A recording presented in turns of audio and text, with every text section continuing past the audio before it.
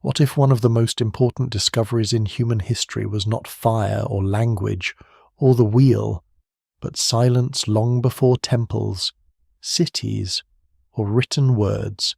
Our ancestors lived inside a world of constant sound, wind, insects, animals, water, breath. And when that world suddenly went still, it did not feel peaceful. It felt wrong. It felt dangerous. Before we go deeper, take a moment to like the video and subscribe if this is the kind of history and mystery you enjoy, because tonight we are stepping into the moment humans first began to understand that the absence of sound could mean fear, memory, power, and something almost impossible to explain. The moment does not begin with quiet. It begins with noise so constant, so complete, that no one living within it would ever think to question it. Wind moves through tall grasses with a restless, whispering friction. Insects hum in dense, overlapping layers. Water shifts, trickles, crashes, depending on where you stand. Animal calls echo across distance warning. Mating, searching, answering. Fire crackles when it exists, unpredictable and alive. Even the human body contributes breath, movement, footfall, the soft contact of skin against earth or stone. In this world, sound is not an event. It is the background of existence itself.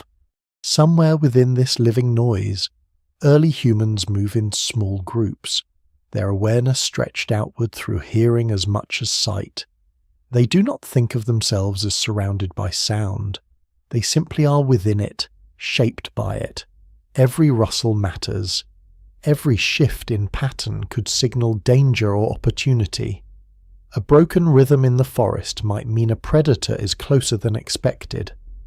A sudden absence of insects might suggest a change in the air, or something larger moving silently through the brush. Listening is not passive. It is continuous, necessary, and deeply tied to survival. What survives in the record suggests that early human environments were rarely still. Even at night, the world does not fall silent. It transforms. Day creatures fade, replaced by nocturnal ones. The soundscape changes texture, but it never disappears. Owls call across darkness. Small animals scurry in dry leaves. The wind cools and shifts direction. In many regions, water continues its endless motion. Silence, in the absolute sense, does not belong to this world. And yet, within this constant presence of sound, there are moments rare, unsettling when something shifts. A sudden pause, a break in the pattern. It may last only seconds. A forest that was alive with insects falls still without warning. A distant herd that had been calling goes quiet. Even the wind seems to hesitate. These moments do not register as silence in any conceptual sense. There is no word for it, no category. But there is a feeling. It is not calm, it is tension. Because in a world where sound is constant, its absence carries weight. It suggests interruption. It suggests that something has altered the balance of life around them. Scholars still debate exactly how early humans interpreted such moments. But evolutionary logic points toward heightened alertness. When the world stops making noise, something is wrong. Something is watching. Something is approaching. This is likely where the first human encounters with silence begin, not as discovery, but as disturbance. There is no record of the first time a human noticed this shift consciously. No preserved memory, no written account. But what can be inferred from the structure of perception is that awareness of absence develops slowly. At first, the mind responds only to change. A break in sound triggers instinct. Over time, as cognition becomes more complex, that break may begin to stand out not just as a signal, but as a condition worth noticing in itself. The transition is subtle. A human sits near a dying fire. The crackling fades. The group has fallen asleep. The night is still, though not completely silent. There is a moment brief, fragile, where the usual layers of sound thin out. Breath becomes more noticeable. The space between noises stretches slightly wider than before. It is not silence as we would define it, but it is closer.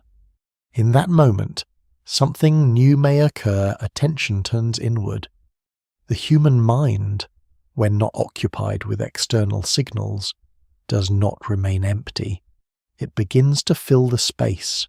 Thoughts, images, memory fragments emerge. The absence of overwhelming sound allows internal processes to surface more clearly. This may be one of the earliest conditions under which reflective thought becomes more pronounced, though the evidence remains incomplete and largely indirect. What is certain is that silence, even in its partial form, creates a different kind of awareness, not the outward scanning of the environment, but an inward noticing. This shift does not happen all at once. It develops unevenly across different groups, environments, and generations. But it marks the beginning of a long relationship between humans and the absence of sound. At first, silence is not sought, it is encountered, and often it is uncomfortable. There are places where sound naturally diminishes. Deep within caves, for example, external noise fades quickly.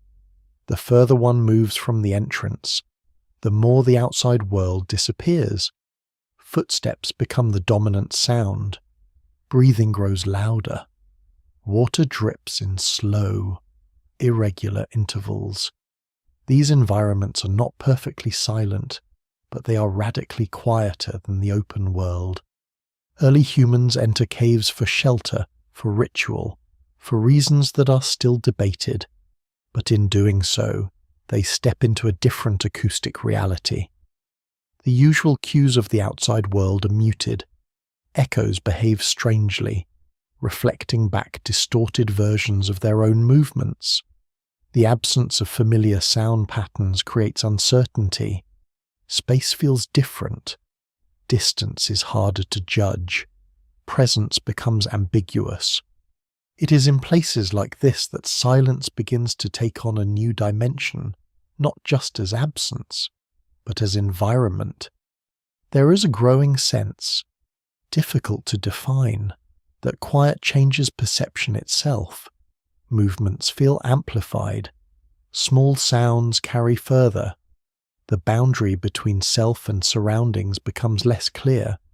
Some researchers suggest that such conditions may have contributed to early symbolic behavior, though no single explanation fully accounts for this. What is clear is that humans do not experience silence as neutral. It alters the way the world is understood. Outside the caves, across open landscapes, silence appears in other forms. After a storm passes, there can be a brief stillness before life resumes its usual rhythms. In extreme cold, sound can travel differently, sometimes feeling sharper, sometimes strangely muted. In certain terrains, high plateaus, deserts at particular times of day, the environment can feel vast and empty in a way that reduces the density of sound. These are not absolute silences, but they are steps along the path. Over time, repeated exposure to these conditions may begin to shape expectation. Humans start to recognize patterns not just in sound, but in its reduction. The idea that there can be less of something becomes more meaningful, and with that, the possibility emerges that there could be almost none. This is not yet a concept. It is a growing sensitivity. Meanwhile, social life continues to generate noise. Groups communicate through vocalization, gesture, movement. There is laughter, conflict, instruction, storytelling. The human voice becomes one of the most important sounds in the environment, carrying information, emotion, and identity. In this context, silence within a group takes on a different meaning. When people stop speaking, it is noticed. A pause in conversation is not the same as the absence of environmental sound, but it introduces another layer to the experience of quiet. Silence can now exist between people. It can signal attention, tension, agreement, or uncertainty. The evidence for how early this awareness develops is fragmentary, but it is reasonable to infer that social silence becomes significant as communication becomes more complex. What begins as an environmental anomaly gradually becomes a social and psychological phenomenon. Still, for most of early human existence, silence remains rare and largely uncontrolled. It is something that happens, not something that is created. The world is too alive, too unpredictable, too full of motion to allow for consistent quiet. And yet, the seeds have been planted. Humans have begun to notice not just what is present, but what is missing. This shift, small at first, almost invisible, will eventually lead to something much larger. The recognition that absence itself can be meaningful, that the lack of sound can carry information, emotion, even power. But at this stage, it remains close to instinct, close to sensation. There is no word for silence yet, only the feeling that something has changed when the world grows still. And that feeling, faint and difficult to describe, is where the story truly begins. The first human world is loud in ways modern people rarely experience. Not loud with engines or machinery or the layered hum of electrical systems, but with life pressing in from every side. The air itself seems occupied. In warm seasons it vibrates with insects. Wetlands pulse with frogs and birds. Forests creak, rustle, snap, and murmur even when nothing visible appears to move. Grasslands carry the constant friction of wind and the distant motion of animals too far away to see clearly. Rivers never stop speaking. Fire is never quiet for long. Even stone can produce sound when heat changes, when rock shifts, when loose surfaces answer footfall with sharp little clicks that vanish as quickly as they arrive. For early humans, this is not background in the modern sense. It is information. The world is not silent and then interrupted by important sounds. The world is made of sounds, and survival depends on sorting them. That sorting happens quickly, often below conscious thought. A familiar pattern is ignored. A broken pattern commands attention. The mind learns not only to hear, but to discriminate. Wind through leaves is one thing. A body moving against them is another. Running water masks certain noises and reveals others.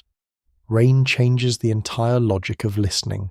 Snow, where it exists, muffles distance and alters direction. Each landscape has its own acoustic rules. What survives in the anthropological and ecological record suggests that no two human soundscapes are quite the same, but most share one trait true: quiet is unusual.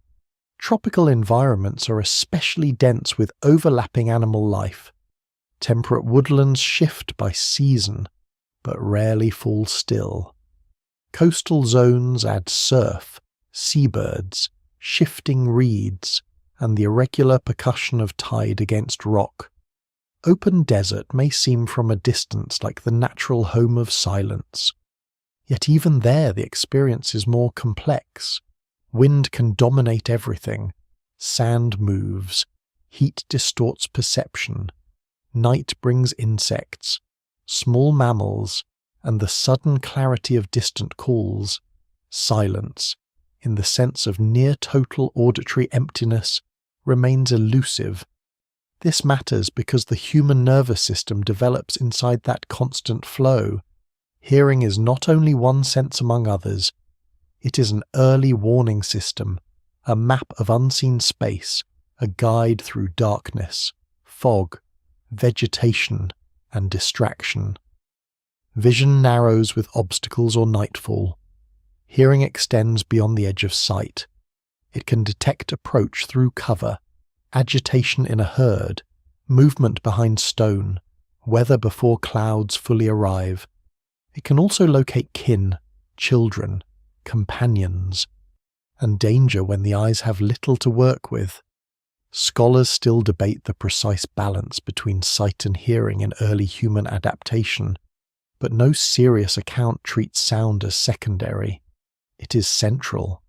Because of that, the loudness of the ancient world is not simply environmental, it is biological. The human brain comes to expect continual acoustic input. It learns patterns of reassurance without ever needing to name them. The regular hum of insects means conditions are stable enough for insect life to continue. The ordinary calling of birds suggests no immediate shock has emptied the air. Herd animals grazing or shifting at a distance produce a sense of continuity. Even the crackle of the maintained fire means the group still holds one small island of order against the dark.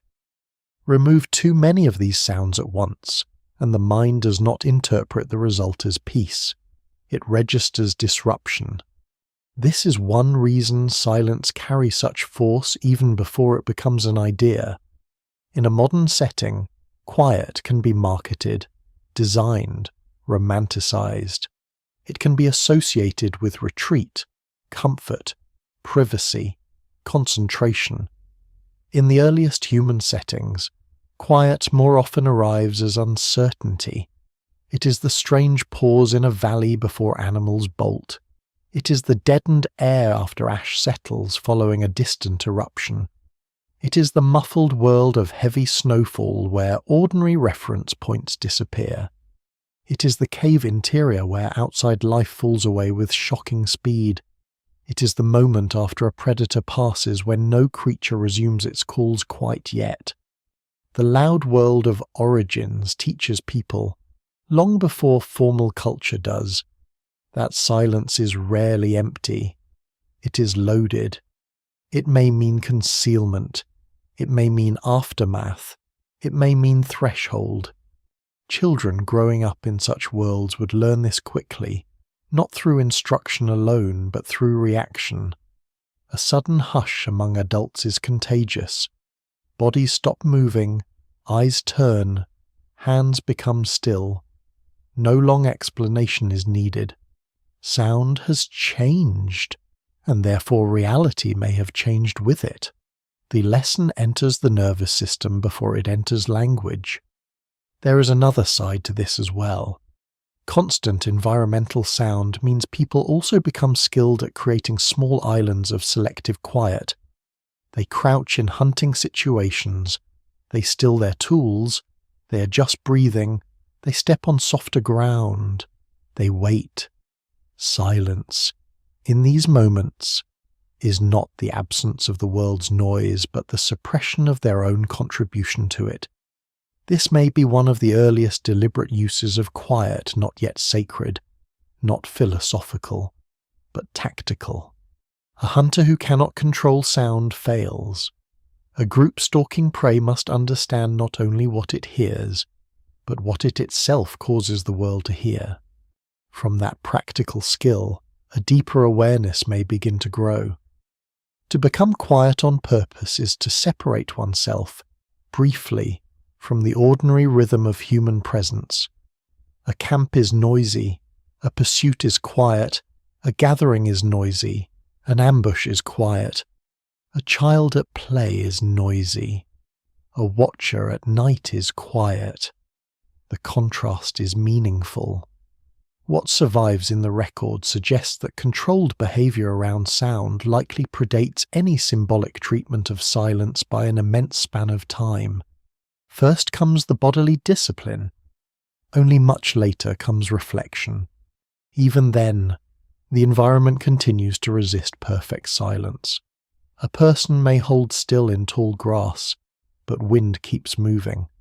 A hunter may stop breathing for a second, but blood moves in the ears, a private rushing sound that reminds the body it is alive. Anyone entering a very quiet place discovers this quickly when the world softens.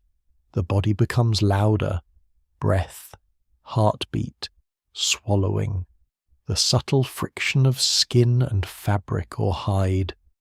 The creak of joints, sounds usually buried beneath the environment, begin to rise. Silence, then, does not remove sound completely. It changes which sounds dominate. That shift may have been profound. In quieter settings, the border between outer world and inner body becomes more noticeable. The person hears not only the environment, but the self within it. Some scholars have suggested that such moments may have played a role in the emergence of self-awareness or ritual sensitivity, though the evidence remains incomplete and any single explanation risks overreach. Still, the pattern is compelling. Noise binds attention outward. Quiet loosens that bond and allows other forms of attention to appear. Long before silence becomes a philosophical idea, it becomes a place, not an abstract condition, not the poetic opposite of noise, but a real environment into which human beings step and feel themselves altered. The deepest caves offer one version of it. Remote cliffs, high ravines, burial spaces, abandoned stone chambers, dense groves, and certain stretches of desert offer others. In each case, the common feature is not the total absence of sound, because such perfection is rare in the natural world, but the removal of ordinary human noise and the thinning of the familiar signals that usually tell the nervous system everything is as it should be. In those altered spaces, quiet stops feeling accidental. It begins to feel charged. A person entering a cave leaves one acoustic world for another almost immediately. At the mouth there is still wind, birds, insect activity, human movement from outside. A few steps inward, much of that falls away. Another few steps, and the body becomes the loudest thing present. Footsteps strike stone. Breath seems too close. Water drips somewhere in the dark with an unsettling patience. A hand against a wall scrapes mineral dust loose. Echoes distort distance. A small sound returns enlarged, delayed or broken apart. What survives in the archaeological record suggests that caves are not merely shelters or convenient surfaces for images. Many are chosen or revisited in ways that imply special significance, and acoustics may be part of that significance, though scholars still debate the extent. This matters because silence inside such spaces is not passive. It reshapes perception. Without the usual layers of environmental sound, time feels different. Distance feels uncertain. The boundary between the self and the cave becomes strangely porous, as if the space is listening back. In some chambers, the smallest movement is enough to animate the darkness with echo. In others, sound seems swallowed so quickly that the result feels almost unnatural. Neither experience is ordinary. Both can impress themselves deeply on memory. It is not difficult to imagine why humans might begin to associate such places with forces larger than ordinary life. The evidence remains incomplete, and no single explanation fully accounts for the symbolic uses of caves across different regions and eras. But one plausible thread runs through many of them. Altered sound contributes to altered meaning. A cave is not just dark. It is acoustically transformed. It reduces the outside world and amplifies the inward one. That alone is enough to make it feel separate from daily existence. In such places, silence begins to acquire emotional texture. It is no longer only the tense pause before danger. It can also be solemn, unnerving, expectant. A group entering a burial chamber or a hidden recess of stone would almost certainly adjust behavior, lowering voices if they speak at all, moving with more care, listening harder. Quiet becomes part of the event.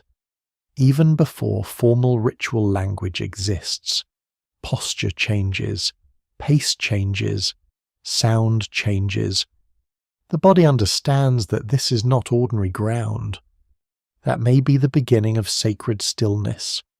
Not sacred in the fully developed sense of temples, priesthoods, or codified doctrine. Those come much later, but sacred in the simpler and older sense of separation. A place set apart, a place where ordinary behavior no longer fits. Silence helps create that separation. It marks the threshold between daily life and something less familiar, more dangerous, more meaningful, or simply harder to name. Burial likely deepens this association. The dead do not answer. Their presence is defined partly by the absence of expected human sound. A living body breathes, shifts, vocalizes, reacts. A dead one does not. The silence surrounding death is therefore among the most powerful absences early humans encounter. It is not the silence of empty landscape, but the silence of a person who was recently part of the sound world of the group and is now no longer contributing to it. That change is immediate, undeniable and impossible to misunderstand. From this, silence may begin to gather a second great meaning beyond danger. It becomes linked to mortality. What survives in the burial record suggests that even very early human groups respond to death with behavior that is not purely practical. Bodies are positioned, protected, revisited, or marked. Grave goods appear in some contexts. Pigment is used. Certain locations are chosen repeatedly. Scholars still debate what exactly these actions mean in each case, and the temptation to read later religious ideas backward into deep prehistory must be resisted. Still, the pattern is difficult to dismiss. Death is not treated as a simple biological event. It changes the social and symbolic landscape. Silence likely plays a role in that change because it is part of what death feels like. There is also a human tendency, visible across many later cultures, to lower the voice around the dead, the sacred, and the unknown. Whether this begins as fear, respect, caution, or all three at once is impossible to determine with certainty. But the instinct is ancient. In a world where sound usually means life, reducing sound near death creates a kind of acknowledgement. The quiet says something has shifted here that words cannot easily repair. Remote landscapes may have generated similar effects. High mountains, deserts, and open rock plateaus can all produce forms of stillness, unlike the richer noise of forests, wetlands, or camp life. The silence of such places is rarely total, but it feels expansive. Sound travels differently or appears too sparse to organize the world in the usual way. A person standing alone in such a place may feel both exposed and strangely enclosed by emptiness. The evidence remains incomplete, but what survives in later traditions suggests that remoteness and quiet often become intertwined with revelation, ordeal, or encounter. Long before theology gives these experiences fixed meanings, the body already reads them as exceptional. This may help explain why certain harsh or empty landscapes become spiritually important in so many traditions. They strip away the ordinary acoustic signals of social life. Without the constant reassurance of voices, domestic sound, tools, and movement, a person confronts something more difficult to manage. The self becomes louder, Memory becomes louder. Fear becomes louder. So does attention. Silence in this form is not restful. It is exposing. That exposure may be one reason ritual develops sound so carefully. If a place is unusually quiet, any deliberate noise acquires power. Footsteps, clapping, drums, chanting, breath, the scraping of stone or bone, the crackle of fire, a single voice carried into darkness. Each becomes more significant when set against surrounding stillness. Silence, then, is not the enemy of ritual sound. It is its frame. It creates the contrast that makes a controlled human noise feel meaningful. Cave paintings and deep chamber markings are especially suggestive here. Some researchers have noted that decorated zones in caves sometimes correlate with unusual acoustics, though the evidence is not uniform and scholars still debate how much weight to place on this pattern. Even so, the possibility is striking. Humans may have chosen certain spaces not only because they were hidden or visually dramatic, but because they behaved strangely when heard. The cave becomes more than a surface for images. It becomes an instrument of altered experience. This points toward an important shift. Silence is no longer just encountered, it is entered. That difference matters. To encounter silence is to have it happen to you. To enter it is to begin accepting that it can be part of a meaningful act. The person who goes into the cave, the tomb, the remote ravine, or the high still place is not merely surprised by quiet.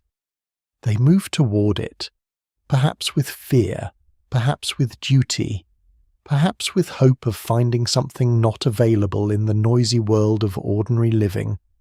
No single explanation fully accounts for why human beings start seeking such places, and material evidence can only tell part of the story. But the repeated pattern across time suggests that quiet settings become useful for things that daily life cannot easily contain: mourning, initiation, trance, memory, painting, burial, vow, ordeal. Silence does not necessarily create these acts, yet it seems to gather around them again and again. There is a lesser-known detail hidden in this pattern. Many acoustically unusual places are also visually uncertain.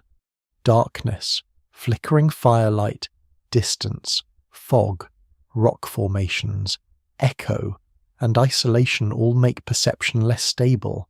When people cannot rely completely on sight or sound, the imagination becomes more active. Shapes suggest more than they show.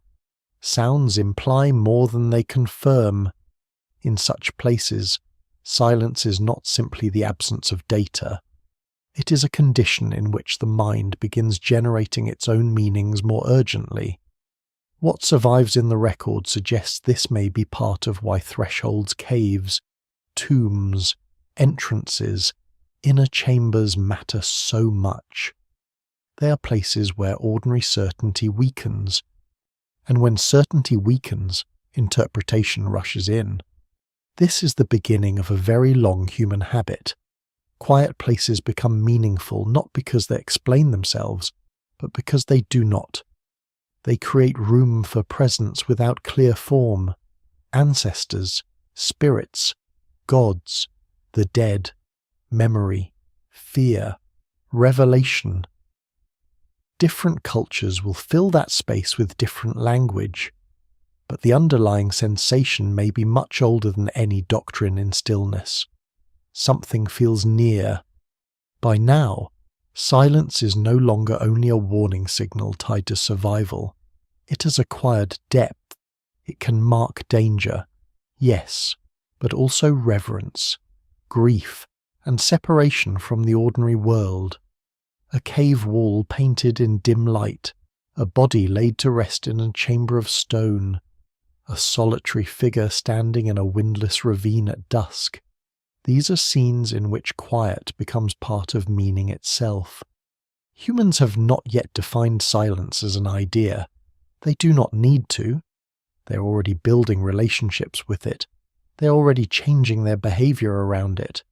They're already learning that some truths, or at least some powerful experiences, seem to arrive when the world grows less loud. The first sacred stillness is not pure peace. It still carries fear. It still contains uncertainty. But it introduces something new into human history, the suspicion that quiet is not merely what remains when life recedes, but a special condition in which hidden things can be felt more clearly. Once that suspicion takes hold, silence will never again belong only to danger. As human settlements grow larger and more permanent, silence begins to change again. For most of prehistory, noise belongs mainly to the natural world and to small, shifting groups moving through it. But once people begin staying in one place, long enough to build more than temporary shelter, the human contribution to the soundscape expands dramatically. Posts are driven into earth, clay is mixed, shaped, and struck.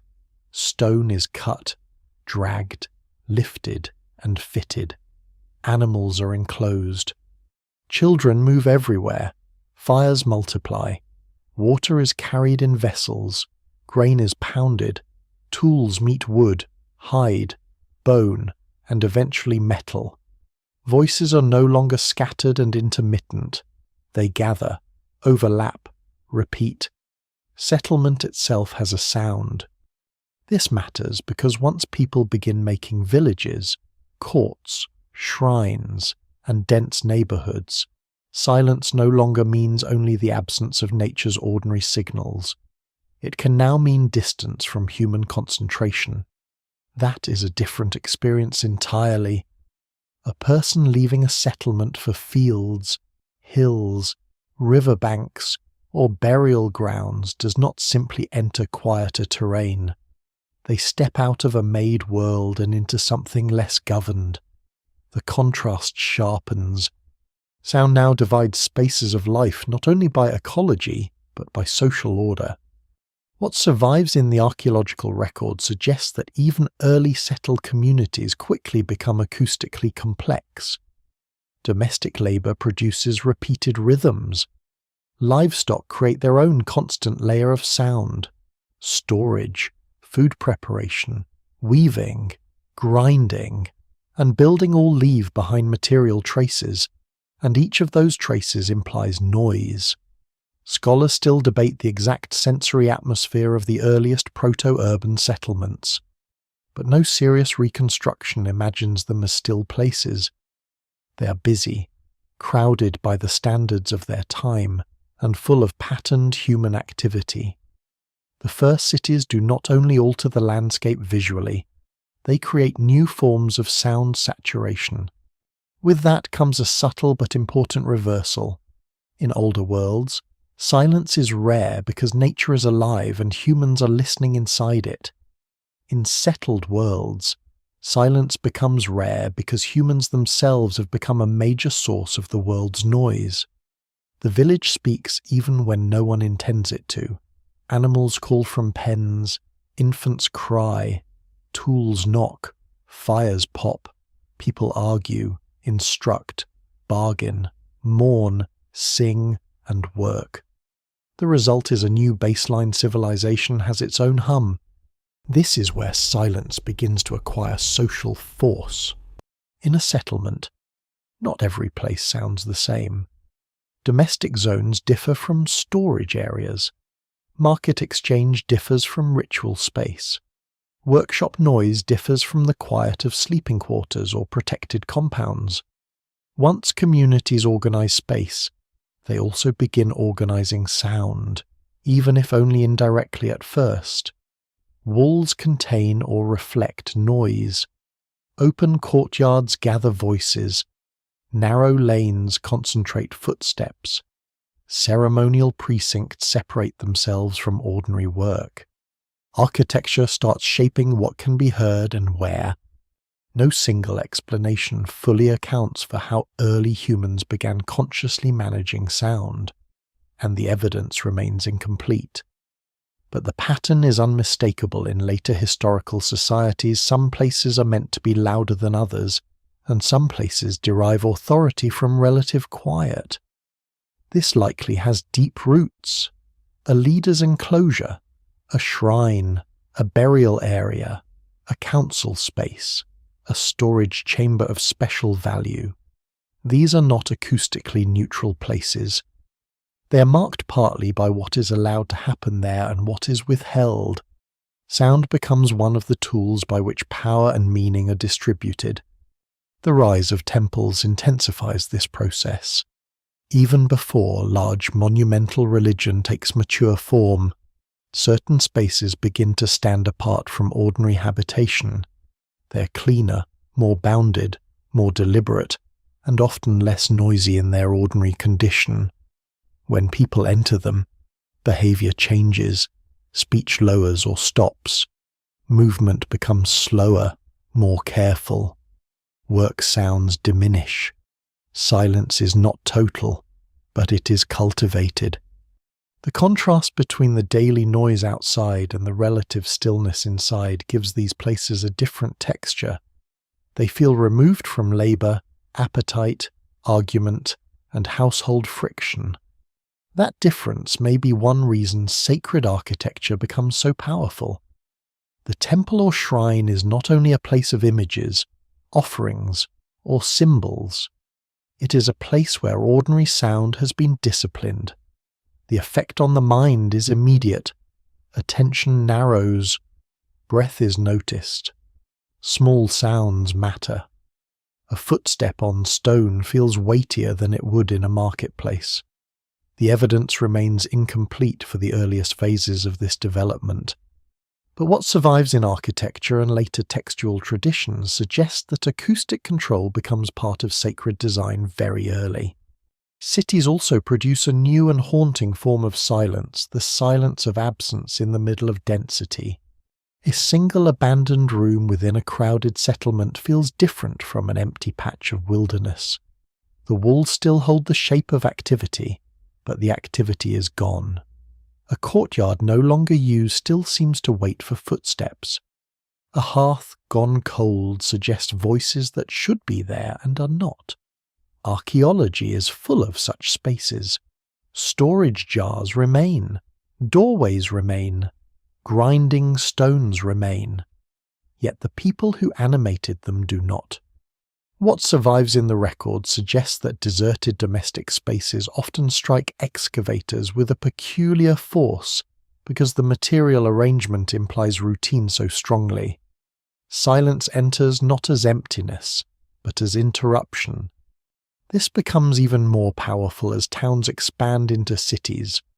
Once streets, compounds, public squares, workshops, walls, and temples define the lived environment. The noise of human civilization can feel nearly permanent. In such worlds, quiet becomes conspicuous. It can signal exclusion, privilege, mourning, secrecy, or danger. A ruler's approach may silence a crowd.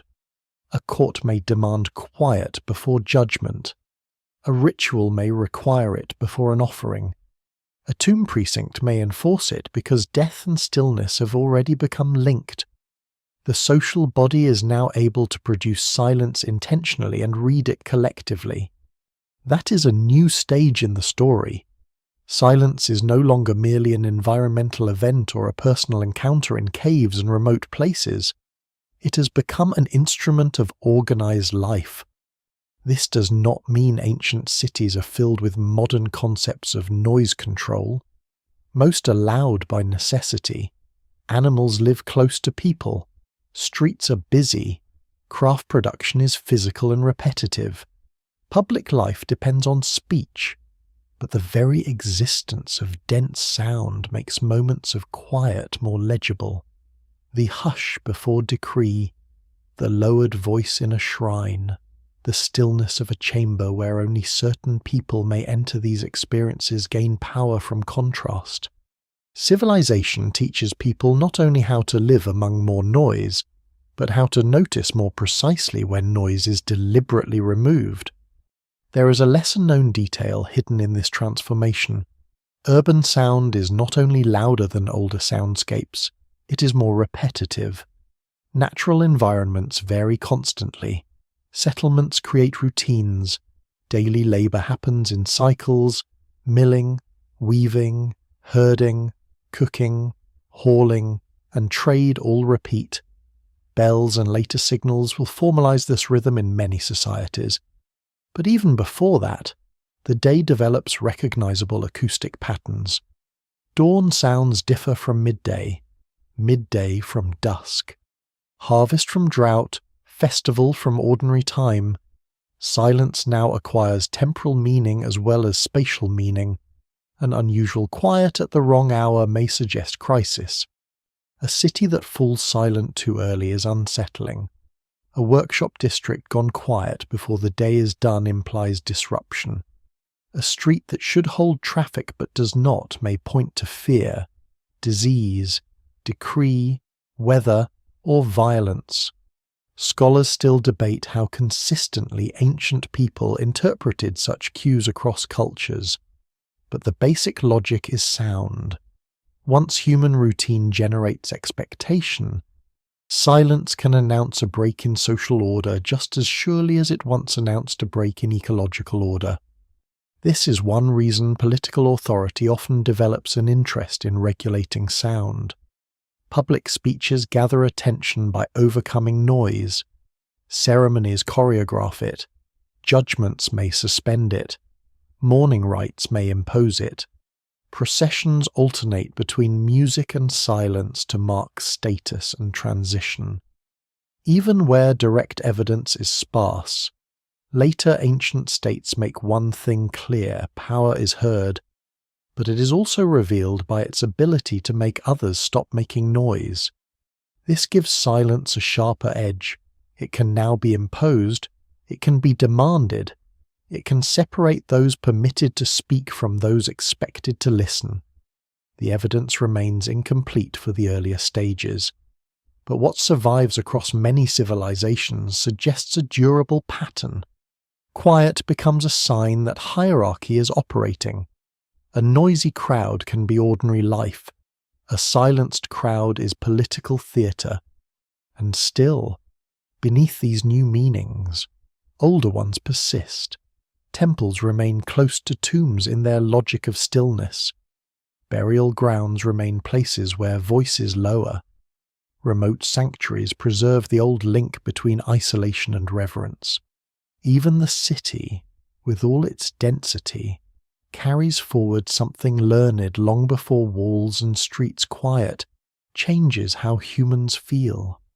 It sharpens absence, deepens attention, and suggests that something larger than ordinary life is near.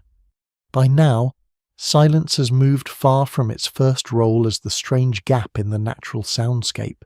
It has become intentional, architectural, and social. People create it, protect it, violate it, and use it. They begin to understand that noise and quiet can be arranged to structure experience. The lived world is no longer simply heard, it is increasingly staged. Cities against the quiet do not destroy silence. In a strange way, they make it more meaningful. The louder and denser human life becomes, the more powerful quiet feels when it appears. Within the temple chamber, the burial court, the abandoned house, the ruler's audience hall, or the empty street after some unnamed crisis, silence is no longer a natural absence. It is a marked condition. It means something because society has given it edges. And once silence has edges, it can begin to carry authority. By the time temples rise in stone and tombs are built to outlast memory, silence is no longer merely felt. It is arranged. It is expected in certain spaces, required in others, and feared in a few. Human beings have learned, slowly and unevenly, that quiet can be used to separate the ordinary from the charged. A field may be noisy with work, a street alive with exchange, a courtyard full of domestic friction, but beyond a threshold, through a gate, down a corridor, into a chamber cut from bedrock or enclosed by heavy walls, the air changes. Sound thins, voices lower, footsteps begin to matter. This is not accidental. What survives in the archaeological and textual records suggests that many ancient societies understand instinctively, and later formally, that silence can magnify authority. It does so first in places where the living approach the dead. A tomb is never just a container for a body. Even in cultures with very different beliefs about death, burial space often acquires a special discipline. Access is limited, movements are slower, speech is reduced or controlled. The dead are not expected to answer, and that absence itself shapes the atmosphere. A living settlement is defined by sound labour, argument, laughter, instruction, animal movement, fire, song. A tomb contains almost none of that. It is a chamber built around an impossible fact: a person once active in the sound world of the community is now permanently withdrawn from it. Silence in such a place is therefore not generic quiet. It is relational. It marks the distance between the living and the dead. This may be one reason tomb architecture so often emphasizes enclosure, depth, and transition. Narrow passages, sealed doors, descending steps, chambers within chambers. These are visual structures, but they are acoustic structures as well. Each threshold strips away more of the outside world. Wind fades, human noise fades. By the time one reaches the innermost space, the ordinary soundscape has been replaced by breath, cloth, sandals on stone, perhaps the soft scrape of a vessel being placed down. The result is a kind of ceremonial reduction. The world is narrowed until only essential gestures remain. Scholars still debate the exact emotional and theological meanings of silence in early funerary practice, and the evidence remains incomplete across many regions. Yet the pattern is clear enough. The dead are approached differently from the living, and quiet is part of that difference. It signals respect, caution, contamination risk in some traditions, holiness in others, and often several layers at once. No single explanation fully accounts for this. Silence around death may express grief, fear, reverence, or the intuition that words are inadequate. But whatever the mixture, the result is stable across cultures. The voice lowers near mortality. Temples develop a related but distinct use of silence. A shrine is not quiet for the same reason a tomb is quiet, though the two often overlap in their emotional logic. The temple contains presence rather than absence, or at least claims to: a god, a divine force, an ancestral power, a sacred object, a law, a covenant, a mystery. These things are not visible in ordinary ways, and so the space around them must be marked differently. Silence becomes one of the marks. The ancient temple does not need perfect stillness. In fact, many ritual spaces are full of controlled sound chanting, music, footfall, animal movement before sacrifice, the crackle of incense or flame, the formal speaking of names and formulas. But those sounds matter because they emerge from a field of restraint. Not everyone may speak. Not every noise is permitted. Not every zone within the sacred complex carries the same acoustic rights. Outer courts may be active. Inner chambers may require quiet. Priests may speak where others remain silent. Petitioners may whisper, kneel, or simply wait. In this way, silence becomes part of sacred hierarchy. What survives in historical traditions from Mesopotamia, Egypt, the Levant, South Asia, the Mediterranean, and elsewhere suggests that access to the most charged spaces is often restricted not only by walls and rank, but by behavior. The body must change its conduct. It must slow down, purify, remove certain garments or keep others, avoid certain foods, bring offerings, and above all adjust its ordinary habits. Sound is one of the first things to be disciplined. A sacred chamber cannot feel sacred if it sounds like a workshop. Quiet helps create the difference before doctrine explains it. There is a lesser known but revealing detail here. Many ancient monumental spaces are built from hard surfaces, stone, plaster, fired brick, polished floors, tall columns, enclosed halls. These materials alter sound dramatically. A whisper travels differently. A sandal strike becomes more distinct. A cough can carry farther than expected. Architecture does not merely contain ritual. It amplifies the consequences of small noise. This means silence inside temples and tombs is often not the absence of acoustic life, but the heightened awareness of any sound that remains. One misplaced step can feel disruptive precisely because the surrounding restraint makes it stand out so sharply. This acoustic sensitivity may have contributed to the emotional intensity of sacred spaces. The evidence remains incomplete, but it is not difficult to imagine the effect. A person enters from a noisy street into a colonnaded enclosure where the outside world softens. The air is cooler, the light is controlled, voices are few. The scrape of one's own movement becomes noticeable. In the innermost chamber, even breathing feels too loud. The god may be represented by a statue, a symbol, a flame, an emptiness, a veiled object, whatever the form. Silence helps create the sense that this place answers to another order of reality. This is also where silence begins to merge with authority in a more formal way. Priests, guardians, judges, and rulers often stand near or within these acoustically charged spaces. They are heard because others are not. They may pronounce blessing, verdict, command, or interpretation into a field of listening bodies. The more controlled the surrounding sound, the greater the force of the spoken word. Silence, then, does not oppose speech. It prepares speech to dominate. That pattern carries into tombs as well. Funerary formulae, names of the dead, offerings recited aloud, instructions for afterlife journeys, lamentations, all of these are strengthened by the quiet around them.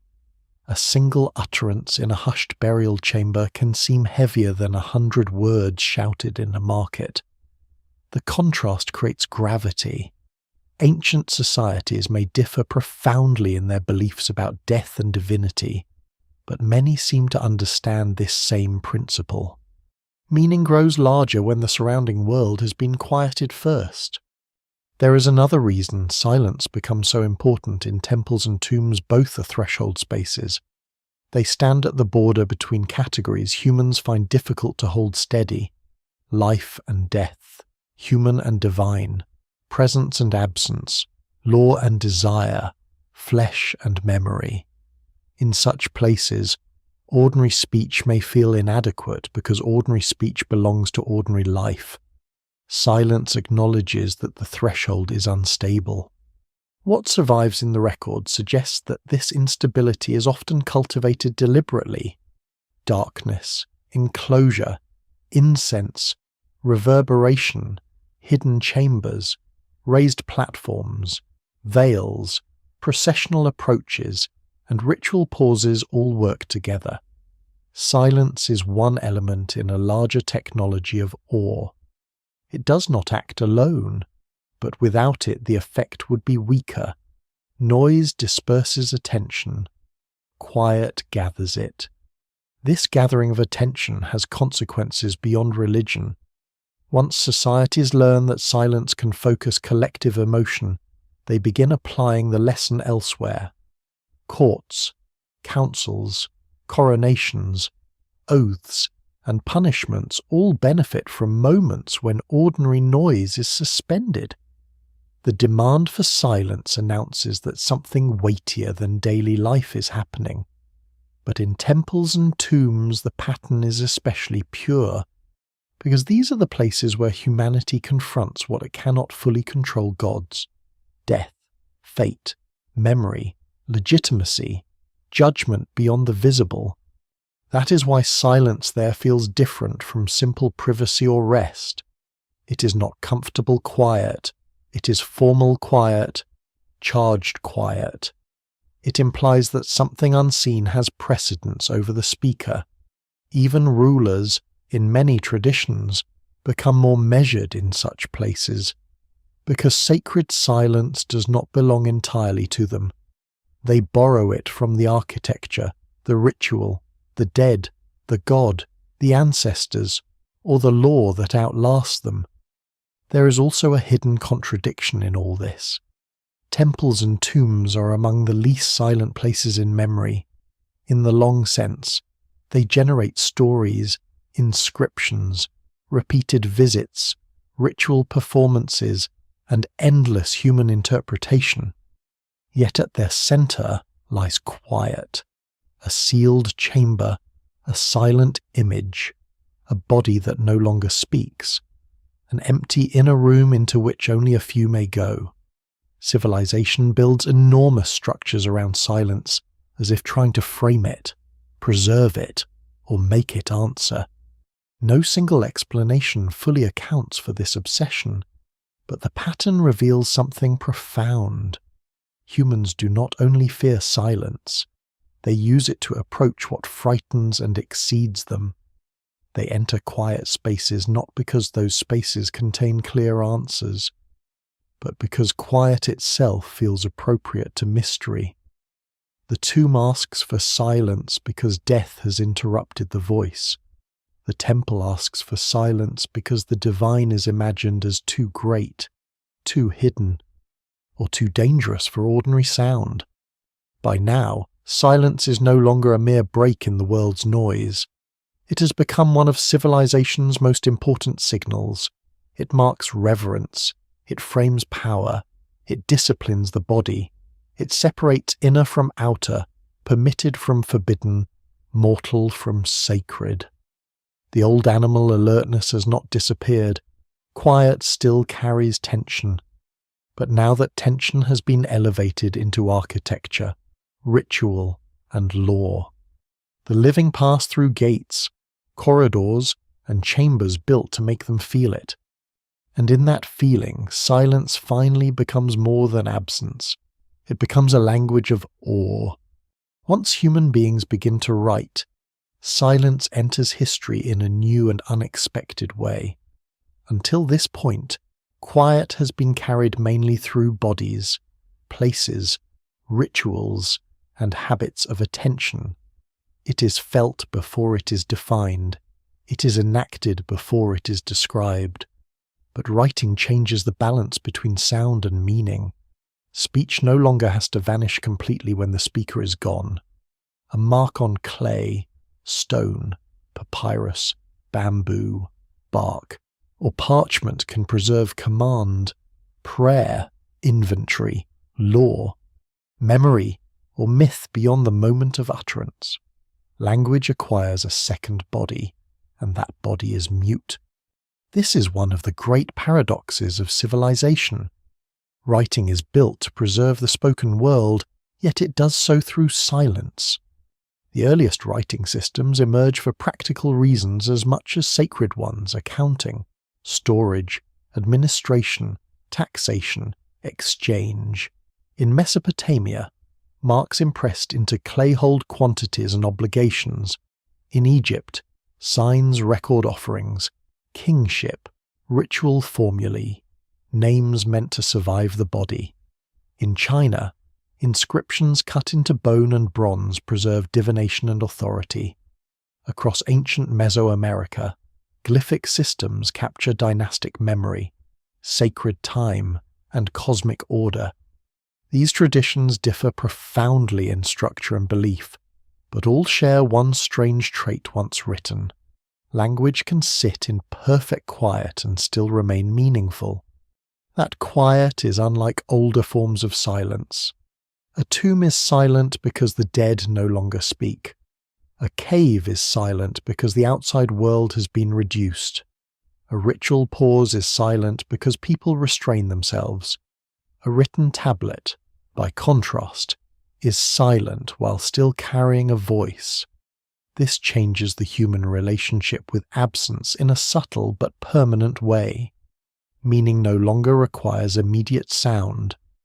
The word can exist without being heard. What survives in the historical record suggests that this shift does not make ancient people treat writing as ordinary. Quite the opposite. In many early societies, writing remains restricted, prestigious, and closely tied to power, memory, and sacred legitimacy. Scholars still debate how widely literacy spread in different periods and how often texts were read silently rather than aloud. But the broader point stands: writing is not merely information storage. It is a controlled medium through which authority can outlast the moment of speech.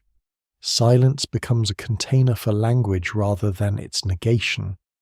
This has enormous consequences for the idea of the unspoken. A law code carved into stone does not need to be recited constantly to shape behavior. A funerary inscription can speak for the dead without any living mouth moving at all.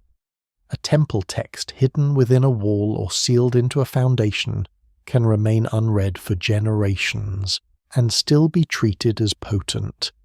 In each case, writing deepens a new intuition that words can inhabit silence and perhaps draw power from it. A spoken command vanishes into air. A written one waits. That waiting must have felt uncanny. The clay tablet on a shelf, the carved stele in a courtyard, the painted inscription in a tomb chamber. These are quiet objects carrying human intention across time. The evidence remains incomplete regarding how ordinary people emotionally experienced this fact. But the logic is difficult to escape. Writing creates a world in which voice can be stored in mute material. Human beings, who once knew language only as sound and memory, now confront signs that say without saying. Silence acquires a literate form. This helps explain why writing so often develops sacred or near-sacred associations. In many traditions, script is not just a tool. It is a disciplined act requiring training, legitimacy, and sometimes ritual purity. The scribe works in concentration. The text is copied with care. Errors matter. Certain names may be erased deliberately, others preserved obsessively. Some words are spoken aloud in ritual use, while others remain sealed, hidden, or restricted. No single explanation fully accounts for these patterns, but one reason may be simple. Writing makes invisible thought materially present, and that presence feels powerful. There is a lesser-known detail hidden here. Early texts are often encountered not through private silent reading, which seems to have been rare in much of the ancient world, but through a combination of visual presence and selective recitation. A text can exist silently most of the time and then be activated by voice in special contexts. This alternation matters. It means writing does not replace sound. It rearranges it. Silence becomes the resting state of meaning, and speech becomes its deliberate release. That is a profound transformation. The old world of constant sound had taught humans that silence meant danger, or death, or separation. The written world adds another meaning reserve.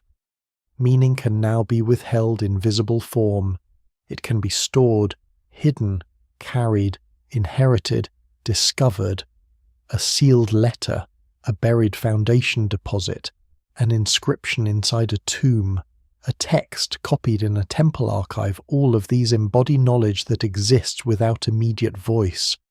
Silence is no longer only an environmental or emotional condition.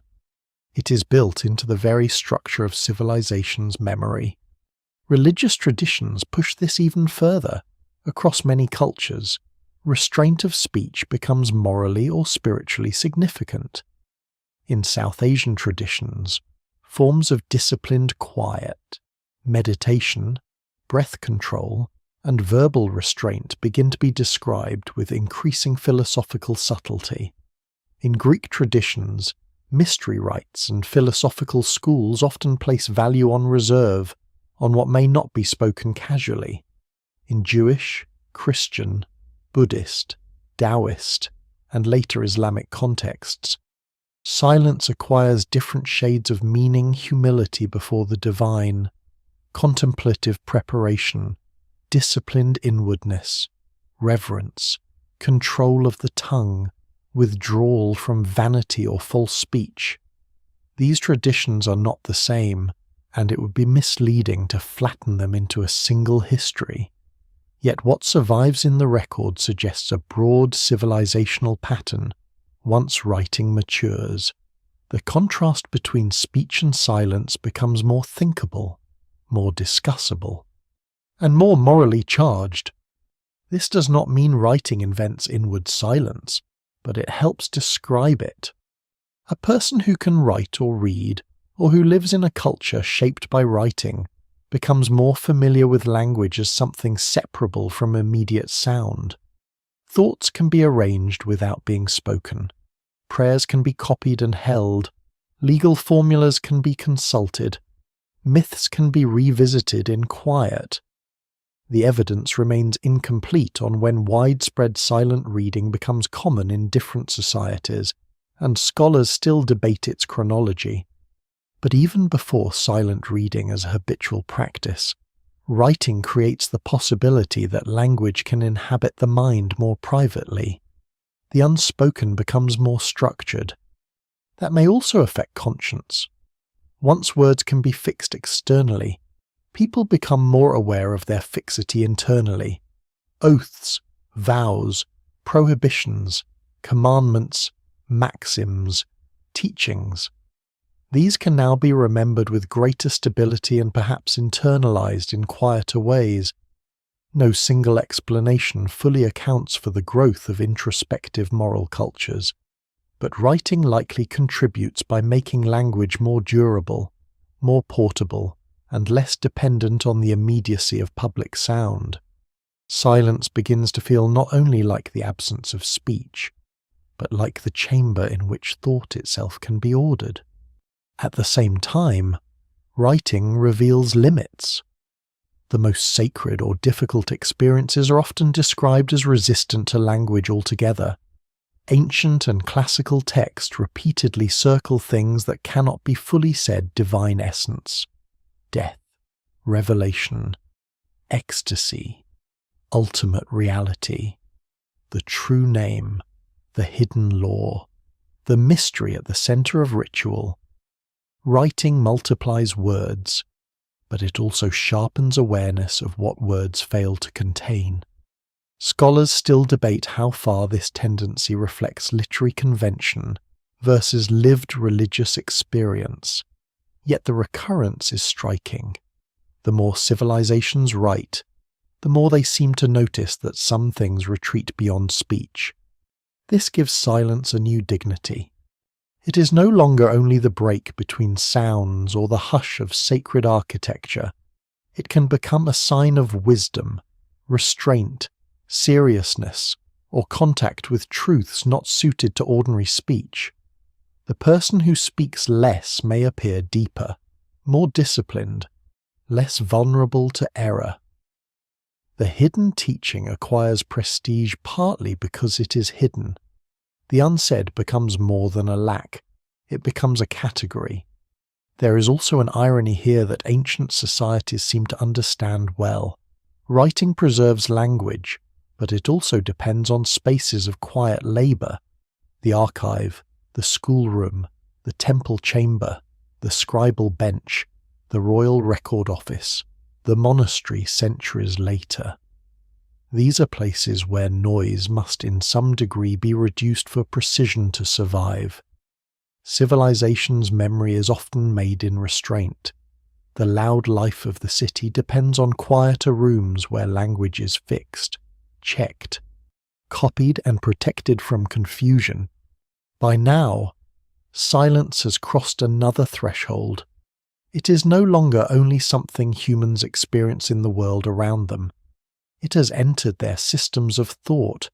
It can frame prayer, discipline emotion, elevate authority, preserve mystery, and now, through writing, hold language itself in waiting. A tablet can remain silent for centuries and still speak when found. A carved tomb wall can address the living long after every original voice is gone. A religious text can be copied in stillness and erupt into sound only when the ritual demands it. The mute object becomes a reservoir of utterance.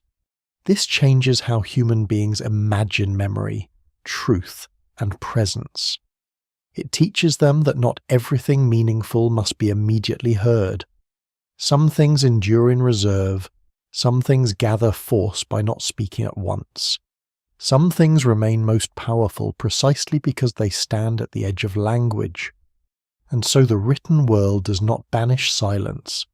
It deepens it.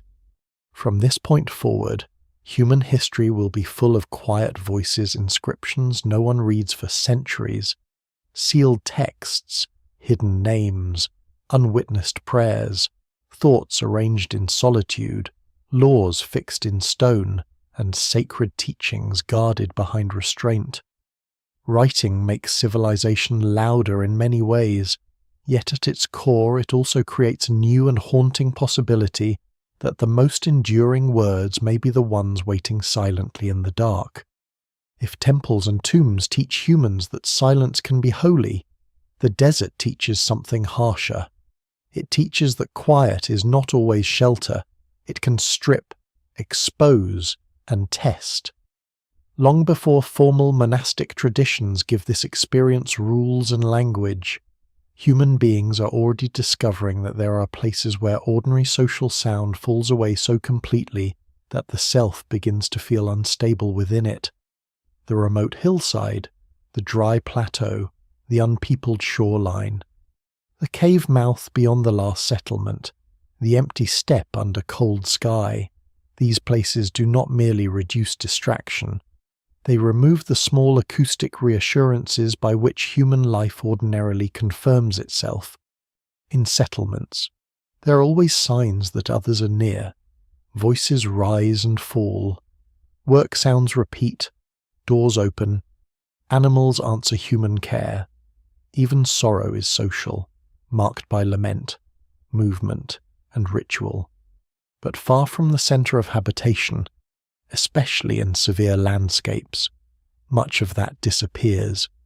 A person hears wind, perhaps distant water, perhaps birds at intervals, perhaps nothing for long stretches but the body itself. What survives in later historical traditions suggests that this reduction can become spiritually desirable, but it does not begin as comfort.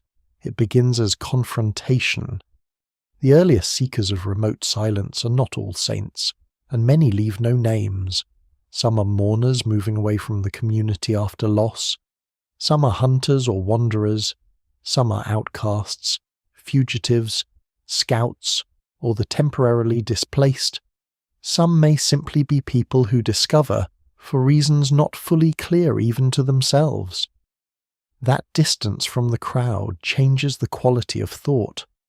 Scholars still debate how far deliberate solitude can be traced into deep prehistory, because evidence for inner motive is always partial. Yet what survives across many cultures suggests a stable pattern. Once humans understand that quiet places alter perception, some begin returning to those places on purpose. This is a decisive change.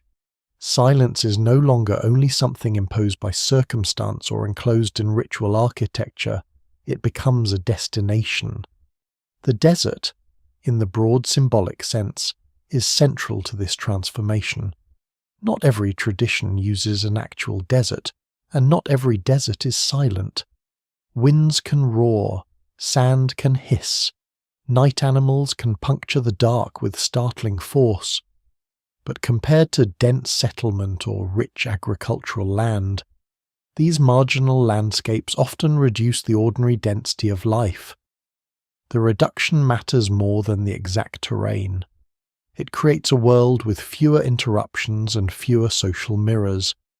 In such a world, a person is harder to distract and harder to comfort. This is why silence in remote settings often feels double-edged.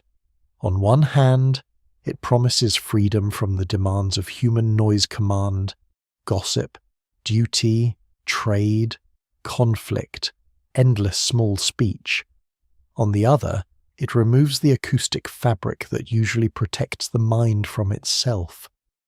When the crowd recedes, memory grows louder, regret grows louder, fear grows louder, so does longing. The evidence remains incomplete for the inner experiences of early ascetics, hermits, and wanderers. But their repeated return to severe quiet suggests that silence is valued not because it is easy, but because it reveals what ordinary life helps conceal. What survives in ancient South Asian traditions, early Christian desert movements, Buddhist monastic practice, later Taoist withdrawal, and other forms of disciplined retreat makes this especially clear. These traditions are not interchangeable, and their goals differ profoundly. Some seek liberation from desire, some union with the divine, some purification, some clarity, some release from illusion, some moral discipline. But again and again they converge on a practical intuition. Speech must be reduced, external noise must thin, and solitude must deepen if the mind is to be seen more honestly. This is not silence as emptiness. It is silence as method. Long before people theorize it fully, they discover a difficult truth. Human beings are rarely as calm as they appear in company. Social life disperses inward turbulence across tasks, conversation, and routine. Quiet gathers it back. A person who sits alone in a cave or a barren valley may find not peace first, but agitation. Thoughts repeat. Bodily discomfort becomes impossible to ignore. Tiny sounds feel exaggerated. Time slows. The self, rather than dissolving gently, becomes more insistent. Many later contemplative traditions describe this in different language: temptation, distraction, illusion, ego, demonic interference, mental noise, but the underlying pattern is strikingly consistent. Silence does not immediately soothe. It often unsettles before it clarifies. This may be one reason severe landscapes become spiritually important. They externalize the inner condition. A desert is stripped down, exposed, difficult to romanticize for long. It offers little cover from heat, cold, hunger, thirst, wind, or monotony. In such a setting, the person cannot easily maintain the comfortable fiction of mastery. What survives in the record suggests that many seekers go precisely for that reason. The remote place humbles. It narrows life to essentials. It reduces noise until attention has nowhere else to go. There is a lesser-known detail here that matters. Silence in isolation often heightens not only thought, but listening itself. A hermit or solitary wanderer may begin to notice extremely small changes in the environment: bird movement at dawn, subtle wind shifts, distant animal presence, the different sound of footsteps on warming versus cooling ground, the occasional impossibly far human voice. In this sense, solitude can refine perception even as it intensifies inward struggle. The desert teaches listening again, but at a different level. Not the urgent survival listening of prehistoric danger, and not the social listening of city or temple, but a more patient and exact attention to what remains when excess has been stripped away. This is one reason a remote ascetic life so often produces metaphor. Wind becomes more than wind. Water becomes more than water. Bread, salt, shadow, rock, night, dawn. The cry of a single bird across emptiness, these gather significance because the sensory field has been simplified. Scholars still debate how much of this symbolism emerges from doctrine and how much from the lived conditions of withdrawal. But no single explanation fully accounts for the consistency with which quiet landscapes generate concentrated meaning. Silence does not provide ideas automatically. It makes room for them to enlarge. At the same time, solitude reveals a contradiction. People go into silence seeking truth, yet prolonged quiet can also make the mind unstable. Sleep alters, time stretches, memory becomes vivid in strange ways, fear can intensify into presence, and presence can harden into conviction. This is one reason traditions of retreat often develop rules, teachers, schedules, chants, recitations, and bodily discipline. Total unstructured silence is not always safe. What survives in monastic and ascetic traditions suggests that quiet must often be framed carefully to remain useful. The raw desert teaches power, but institutions later learn to manage that power. Even so, the basic discovery remains transformative. Silence is no longer merely associated with death, sacred architecture, or political control. It has become a field in which the self can be examined. The person alone in a remote place begins to learn that noise is not only outside. The mind itself generates a constant weather of words, images, anticipations, resentments, desires, remembered injuries, imagined futures. External quiet makes that internal noise unmistakable. This may be one of the deepest turning points in the history of silence. Once humans understand that the loudest disturbances may come from within, quiet changes forever. It is no longer simply the absence of external sound. It becomes a way of measuring inner disorder. That insight appears in many forms. In some traditions, disciplined silence is linked to wisdom because careless speech is thought to reveal a careless mind. In others, silence becomes a path toward hearing divine instruction, subtle truth, or reality beneath illusion. In still others, silence is valued because language itself is seen as insufficient to ultimate experience. These views differ, and the evidence remains uneven across periods and places. Yet all of them suggest that silence has now moved inward with great force. The remote landscape is important because it teaches a transferable lesson. Quiet reveals what noise hides. And yet there is nothing purely serene about this revelation. Many accounts of solitary withdrawal are full of struggle, dryness, boredom, fear, temptation, hallucination, or despair. The desert is a teacher partly because it resists fantasy. A person may go into silence hoping for insight and first encounter only the stubborn machinery of the self. No single explanation fully accounts for why some persist and others do not. But those who remain often emerge with a changed understanding of speech. Words are used more carefully.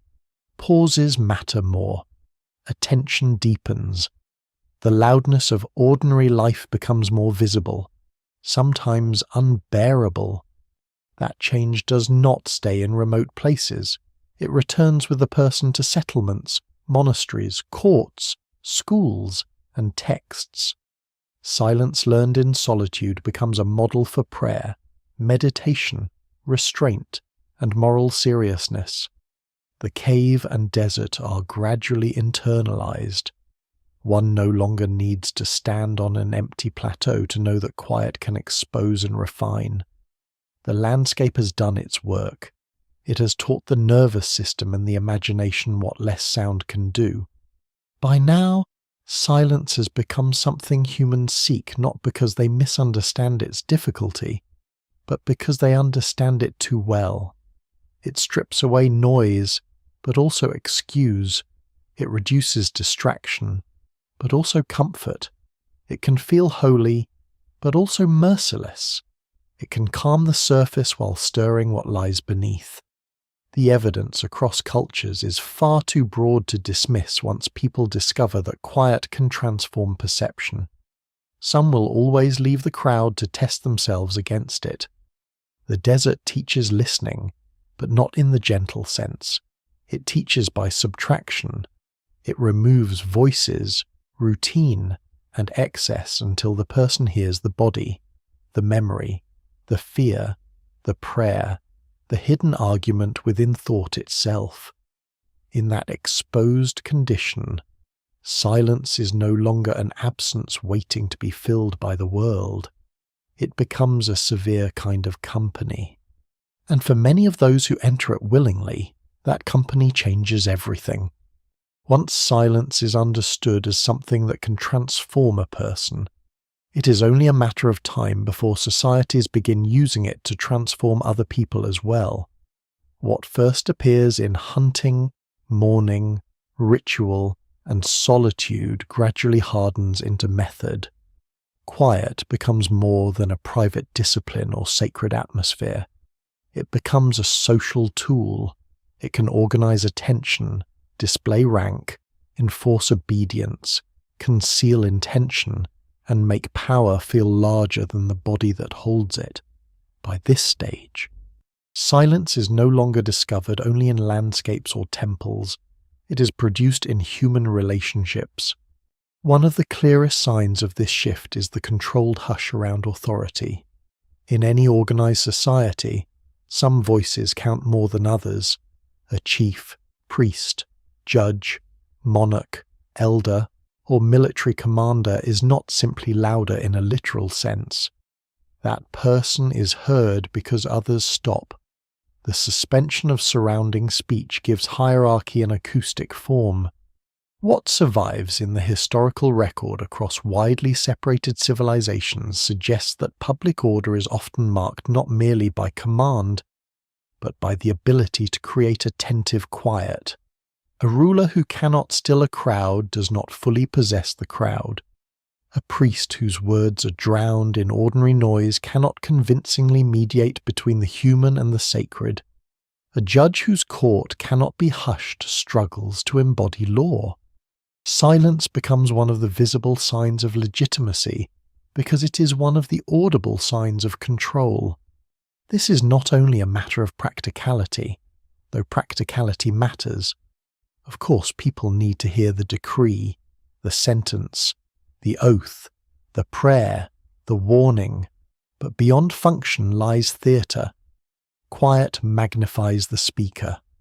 The fewer competing sounds remain, the heavier each word appears.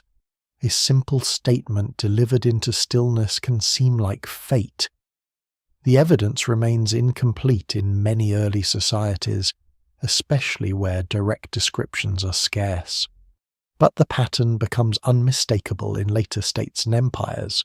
Ceremonial entrances, judicial pronouncements, funerary orations, royal audiences, military reviews, and sacrificial rites all depend, in one way or another, on the management of sound. Silence does not replace spectacle, it sharpens it. There is something deeply ancient in this. Long before law codes and monumental palaces, humans already know that a pause before action increases tension. The hunt teaches that. Danger teaches that. Sacred places teach that. Power inherits the lesson. A ruler delays speech, and the delay itself begins to work on the listeners. A council falls silent before a decision, and the stillness implies that what follows will matter more than ordinary exchange. Even punishment often begins with hush. The body about to be judged or displayed enters a field of attention where the absence of chatter feels almost physical. This gives silence a coercive edge. What survives in texts and traditions from many parts of the ancient and medieval world suggests that quiet is often tied to discipline in institutions built to shape conduct: courts, schools, monasteries, armies, households of rank, workshops under strict hierarchy, and later bureaucratic systems. Scholars still debate how much of this discipline is moral, how much practical, and how much symbolic. But no single explanation fully accounts for the repeated link between restraint of speech and submission to order. Silence makes hierarchy palpable. It tells the body when it may speak, when it must listen, and when its inner life does not matter. To command silence is to command attention, and often much more than attention. This is why elites so often cultivate mystery around themselves. Not constant speech, but measured speech. Not full transparency, but reserve. The person who speaks rarely can appear more dangerous or more profound than the one who speaks too much. Priests guard names, formulas, and inner rites. Rulers withhold decisions until the appointed moment. Judges deliberate in silence and then announce. The unsaid gathers force because human beings are built to interpret missing information intensely. When speech is withheld, the imagination begins working. Silence becomes a screen onto which fear, reverence, hope, and speculation are projected. There is a lesser-known detail hidden here. In many societies, those closest to power are also those trained to manage their own sound most carefully. Servants move quietly in elite households. Guards wait in disciplined stillness. Scribes work in concentrated restraint. Attendants in sacred precincts lower their voices. Monastics, initiates. And students often learn silence as part of obedience. The suppression of ordinary noise becomes a bodily education. One learns rank not only through clothing, punishment, or ritual, but through how loudly one is permitted to exist. That last point matters because silence is never distributed equally. Some people can remain quiet by choice. Others are kept quiet by force, expectation, or fear. The evidence across legal, religious, and domestic systems suggests that the right to speak publicly is one of the clearest markers of status. Women, children, slaves, servants, lower classes, defeated peoples, and novices are often expected to be more silent than the men, elders, masters, or officials above them. Though these patterns vary across cultures and should not be flattened into a single rule, even where exceptions exist, the larger principle is durable. Power often announces itself by deciding who may speak, when, and how much. In that sense, silence becomes political before politics is ever named as such. It also becomes strategic. Negotiation is full of pauses that test the other side. Interrogation uses silence to extract speech. Diplomacy uses reserve to signal strength or conceal weakness. The battlefield itself may be preceded by uncanny quiet, either deliberate or circumstantial, intensifying the force of what follows. No single explanation fully accounts for all the ways silence operates in political life. But one truth runs through them all. Quiet is rarely empty when power is involved. It is charged with calculation. Religion and governance often reinforce one another here. The sacred chamber teaches reverent stillness, the court borrows it. The tomb teaches hushed approach, the palace borrows that too. The ruler appears in measured silence or speaks only after ritual preparation, as if political authority must imitate the gravity of divine presence. What survives in the record of kingship from Egypt to China, from imperial courts to later medieval traditions, suggests that the body of power is often staged acoustically as well as visually. Access narrows, speech lowers, announcements come through controlled channels. The center becomes quieter as it becomes more restricted. This is not accidental architecture, it is emotional engineering. A crowded marketplace is loud because anyone may speak. An inner court is quiet because not everyone may. By the time someone reaches the throne room, shrine interior, or judicial bench, the soundscape itself has already taught the lesson you're approaching concentrated authority. Silence performs hierarchy before a single command is uttered. Yet there is always a cost.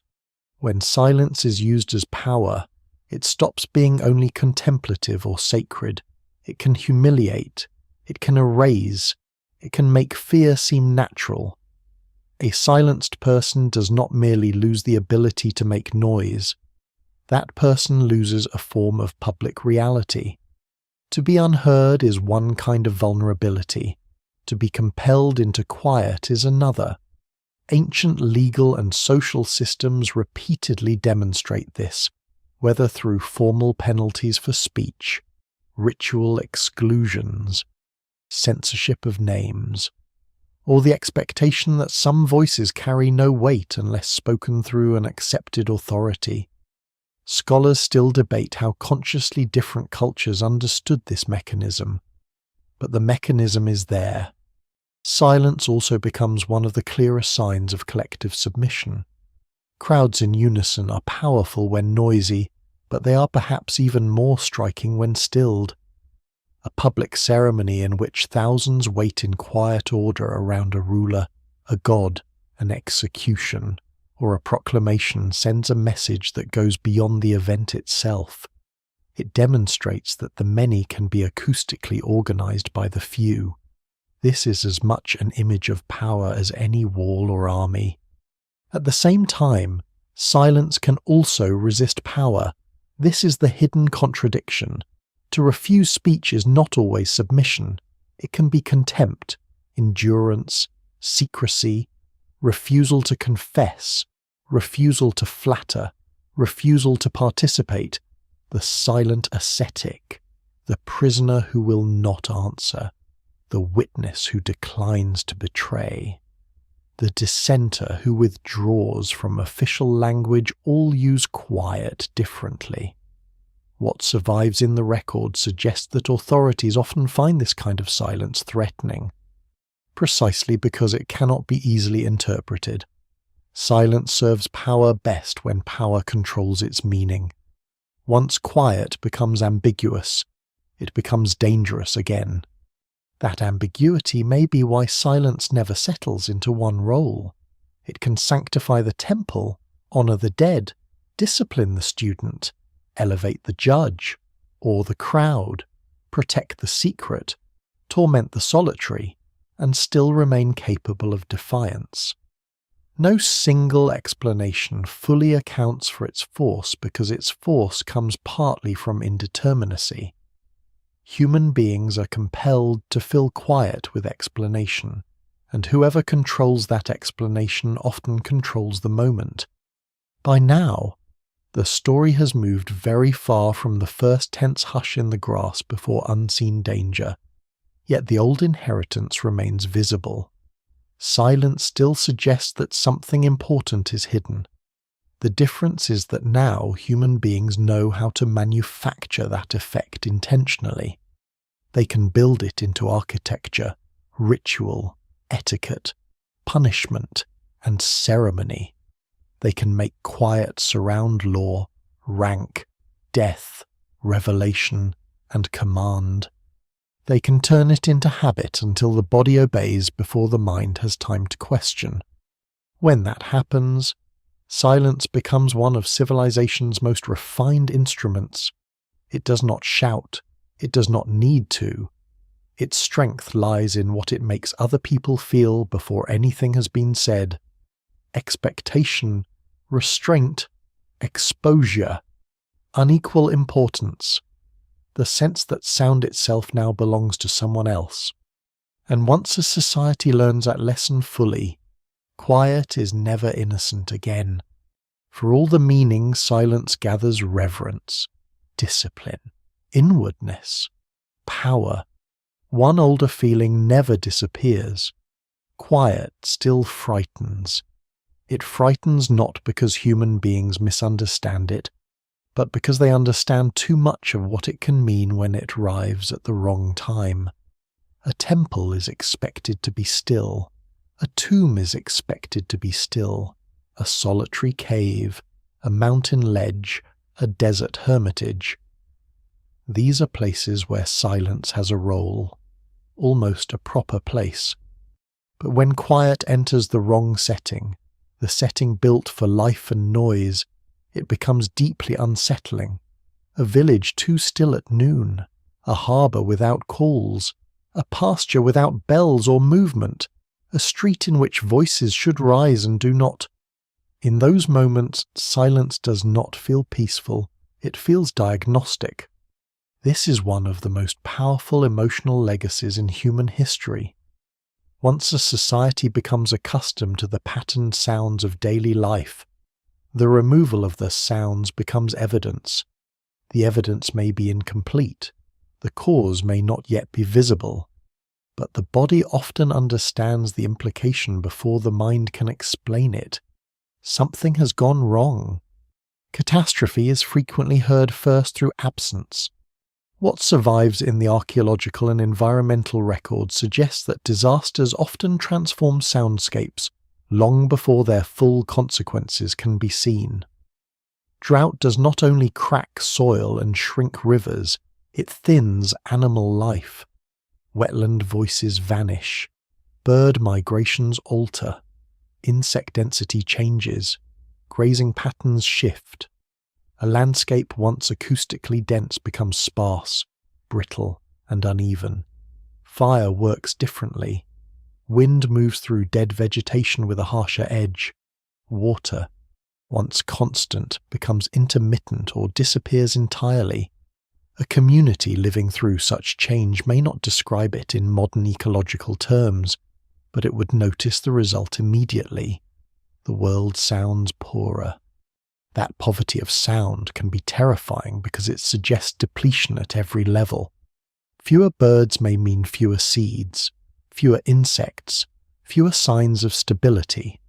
A missing river sound means not only thirst, but the collapse of roots, agriculture, washing, fishing, gathering, memory. Scholars still debate how ancient people understood environmental decline in conceptual terms, but no single explanation is needed to grasp the sensory reality. When the land stops making familiar noise, everyone knows something fundamental has shifted. Disease produces another kind of silence. A house where someone is dying may become hushed for reasons of care, fear, or exhaustion. A district affected by sickness may lose its ordinary rhythms as work slows. Doors stay shut, travel stops, and public gatherings thin out. The dead themselves contribute to quiet because they no longer move or speak.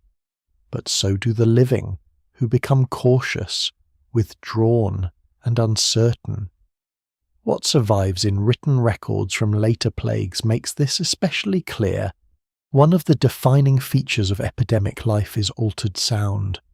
Bells may increase in some traditions, lament may intensify, but everyday noise often weakens. Streets are not merely emptier, they sound wrong. This wrongness reaches beyond cities. In periods of war or raiding, silence can settle over the countryside in equally disturbing ways. A road once used regularly becomes quiet because travellers are afraid. Fields may be abandoned and lose the sounds of labour. Watch posts listen harder and speak less. Villages reduce fires and voices at night to avoid detection. The evidence remains incomplete for many ancient conflicts, but the basic logic is stable across time. Violence changes how communities sound long before it leaves its full material trace. Silence spreads outward from fear. There is a lesser-known dimension to this. Human beings do not only fear silence after disaster, they often fear the approach of it. Before storms, before battle, before eruption, before attack, there can be moments in which the usual acoustic pattern falters. Animals become strange, birds lift or vanish, insects stop, people lower their voices without meaning to. The interval may be brief, but it lingers in memory because it feels like the world hesitating. Scholars still debate how much of this is later storytelling and how much reliable sensory pattern, but the recurrence is notable. Disaster is often remembered not only by what it sounded like, but by the hush that preceded it. This may help explain why silence so often becomes associated with omen and dread. The connection is not purely symbolic, it is experiential.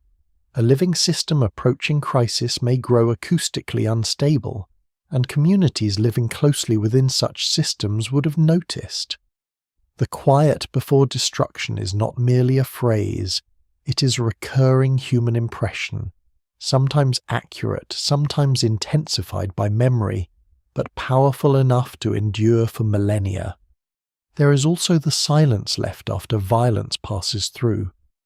This may be the most terrible form of all. A settlement after massacre, abandonment, or sudden flight does not become empty in a neutral way. The structures remain, but the human acoustic fabric is gone. No grinding stone, no child, no livestock answer unless they too have been taken or killed. A door creaks in wind where it should have opened by hand. Ash settles. The hearth is cold. Every object suggests activity. And the absence of activity becomes unbearable.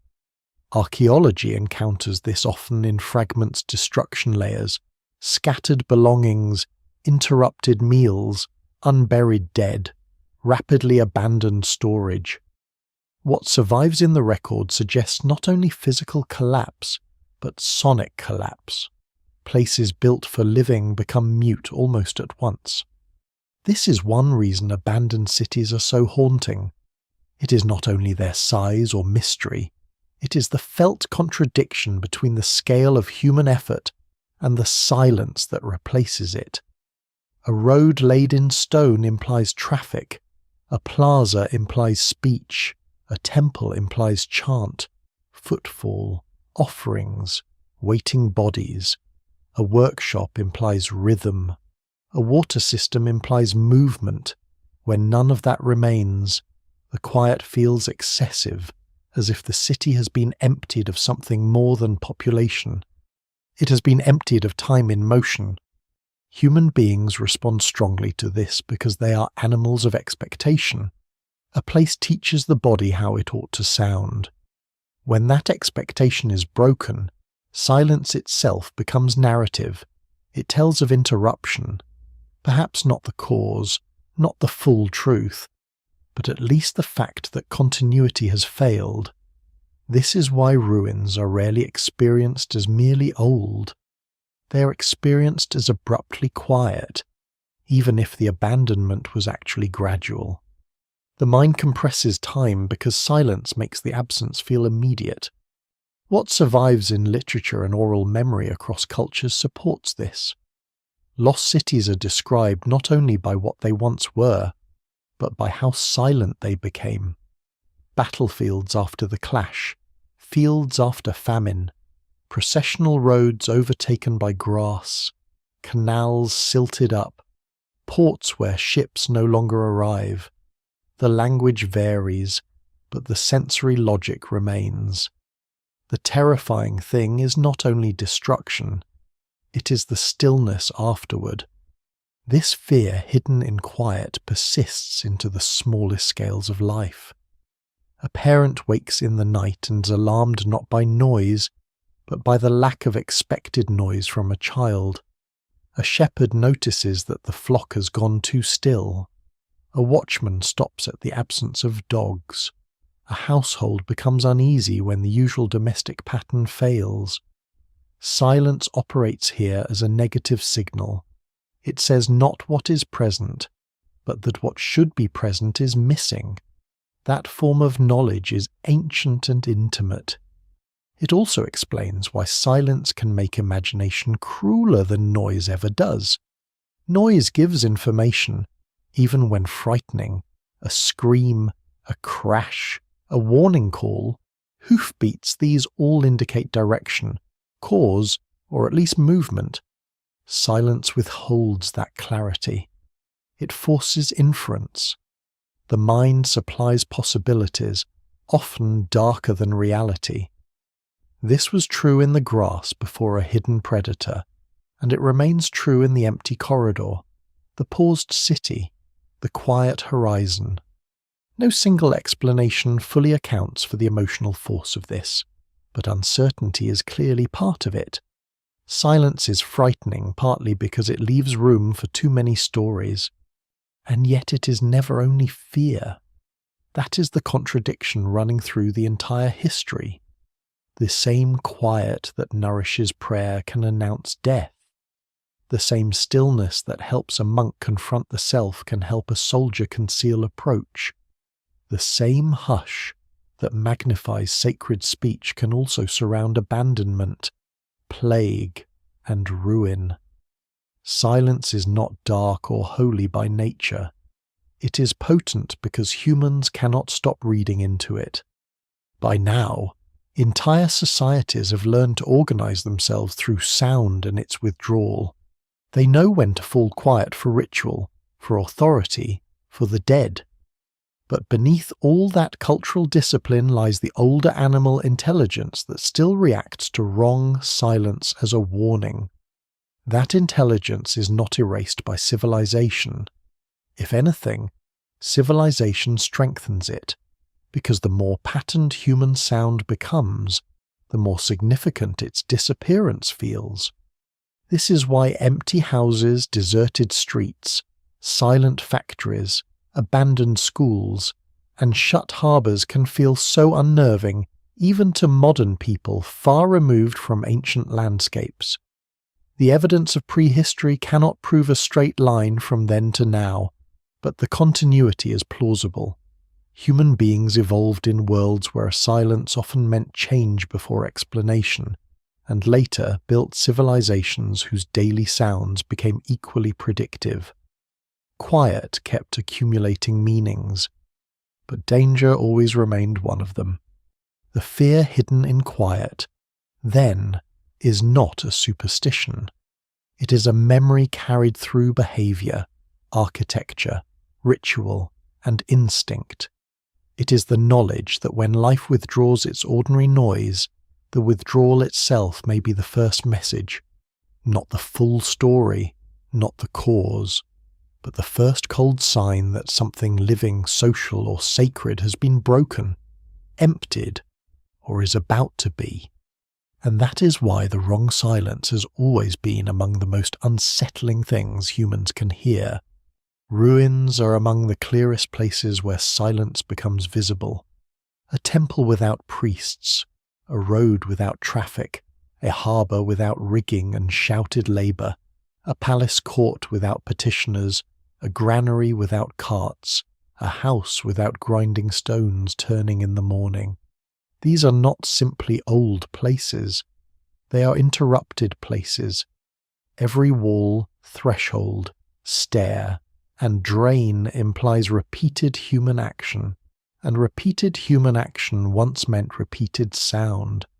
When archaeologists enter such spaces now, they do not only see absence, they move through the remains of lost noise. That is one reason abandoned cities feel so powerful even before their histories are known. The built environment holds acoustic expectation. A broad avenue suggests footsteps, hooves, wheels, bargaining, command. A workshop quarter suggests hammering, scraping, firing, rhythm. A shrine suggests murmured prayer, offerings set down, fabric moving, sandals on stone. A cistern or fountain court suggests water echoing around voices. What survives materially does not preserve the sound itself. but it preserves the conditions that once produced it. The silence of ruins is therefore not blank. It is crowded with implication. This makes archaeology, in a quiet way, an art of listening to what no longer speaks. The archaeologist kneels beside a threshold worn by generations of passing bodies and understands immediately that the stone was not always this still. A row of ovens indicates repeated heat, repeated work, repeated presence.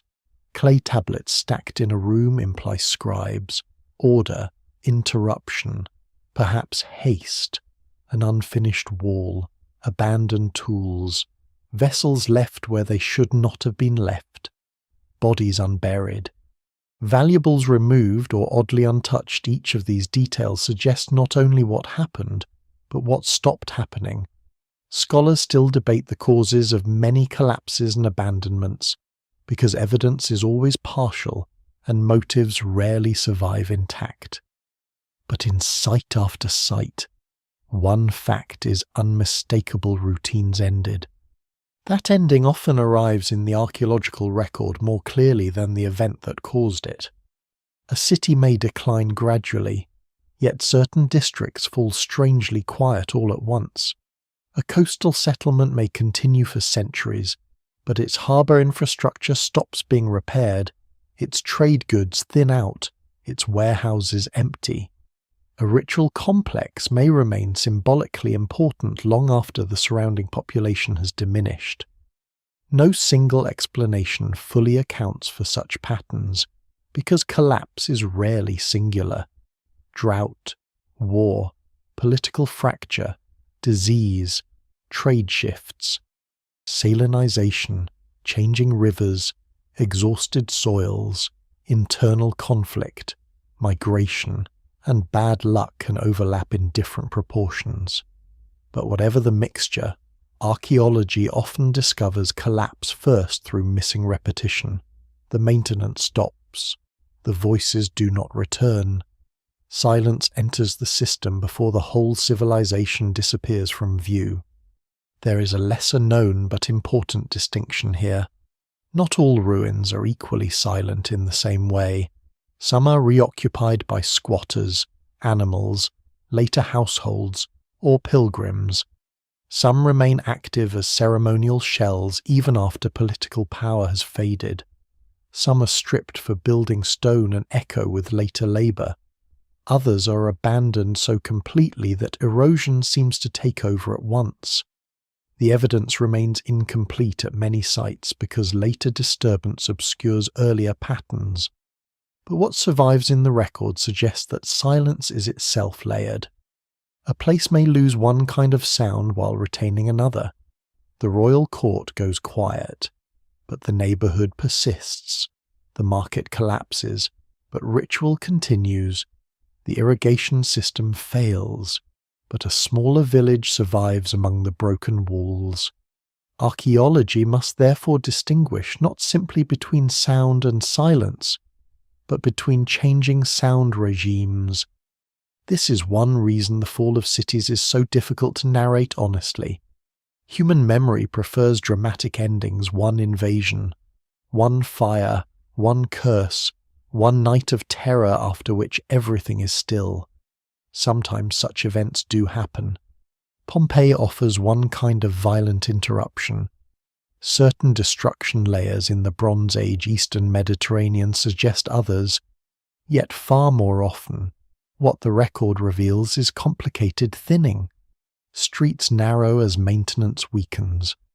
Monumental spaces go underused. Storage systems shrink. Imports decline. Peripheral districts empty first. The city does not fall silent everywhere at once. It develops pockets of quiet that gradually spread. And those pockets matter. An unused courtyard inside a still-living city is already a clue. A bath complex no longer heated, a canal no longer dredged, a temple staircase worn by centuries and then suddenly left to dust. These are moments when archaeology catches silence in the act of moving through a civilization. Not final silence, not the total muteness of legend, but the earlier, subtler withdrawal of patterned life. What survives in the record of ancient roads is especially revealing. Roads are built for movement, and movement has sound, hooves, sandals, carts, shouted coordination, trade languages, military columns, pilgrims, tax collectors, shepherds, messengers. A maintained road is one of the clearest signs that a state or regional network is still alive. When roads fragment, bridges fail, milestones stop appearing, caravans race empty, or ports stop receiving long-distance goods, a society's geography begins to quiet. The land itself is still there, the route is still visible, but connectivity has been acoustically reduced. Distances grow quieter before they grow politically separate. This is also true of water systems. Ancient canals, aqueducts, wells, cisterns, and drains are often discussed as engineering achievements, which they are. But they are also sound machines. Flowing water creates continuity. It gives settlements a pulse when channels clog or dry. The loss is sensory as well as practical. A city deprived of its ordinary water sounds becomes subtly alien to its own inhabitants, and later utterly uncanny to outsiders. Scholars still debate how strongly ancient people attach symbolic meaning to such acoustic changes, but it is difficult to imagine they went unnoticed. Water is among the most persistent sounds of settled life. Its disappearance leaves a deep quiet behind. Ruins also expose the strange relationship between memory and silence. A place may be abandoned for centuries and still continue speaking in story. The site itself is mute, but human communities around it refuse to let it disappear fully. Legends gather. Founders become giants or saints. Collapse is blamed on impiety, hubris, flood, divine anger, cursed gold, poisoned air, wandering sands, vanished kings. These stories are not reliable history in the modern sense, yet they reveal something psychologically important. Humans resist allowing great silence to remain unexplained. When a city falls quiet beyond living memory, imagination begins restoring causation. In this way, ruins become doubly eloquent.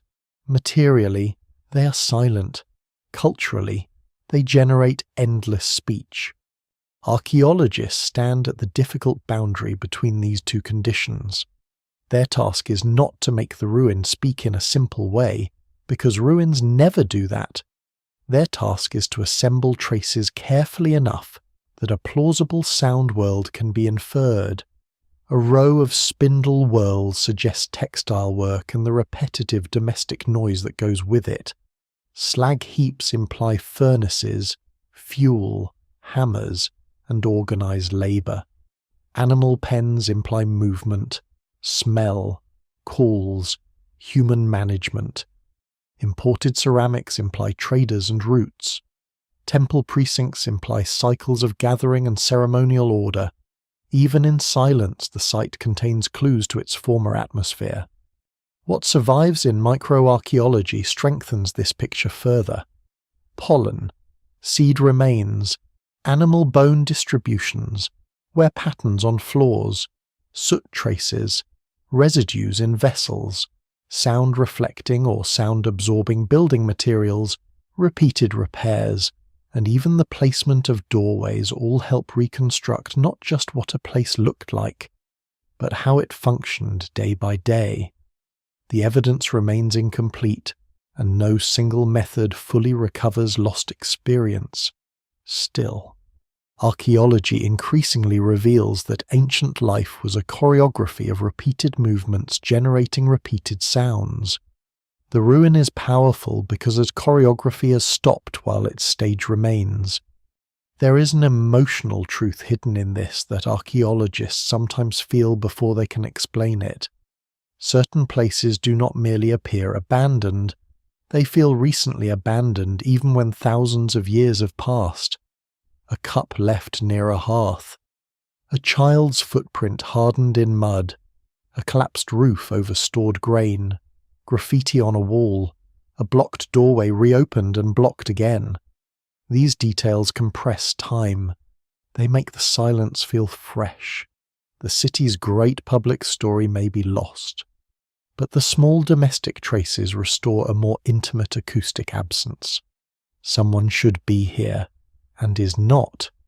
That feeling can be misleading if romanticized too quickly. Ruins are not always tragic. Some places are abandoned because people move toward better opportunities, safer lands, or different political arrangements. Some monumental centers were never meant for permanent dense habitation in the modern sense. Some declines are recoveries from overconcentration. Scholars still debate many famous cases precisely because the emotional force of silence can tempt observers into dramatic but unsupported conclusions. It is important to separate what is known from what is inferred. Yet even with that caution, one fact remains. Ruins teach humans that civilizations can lose their sound before they lose their form.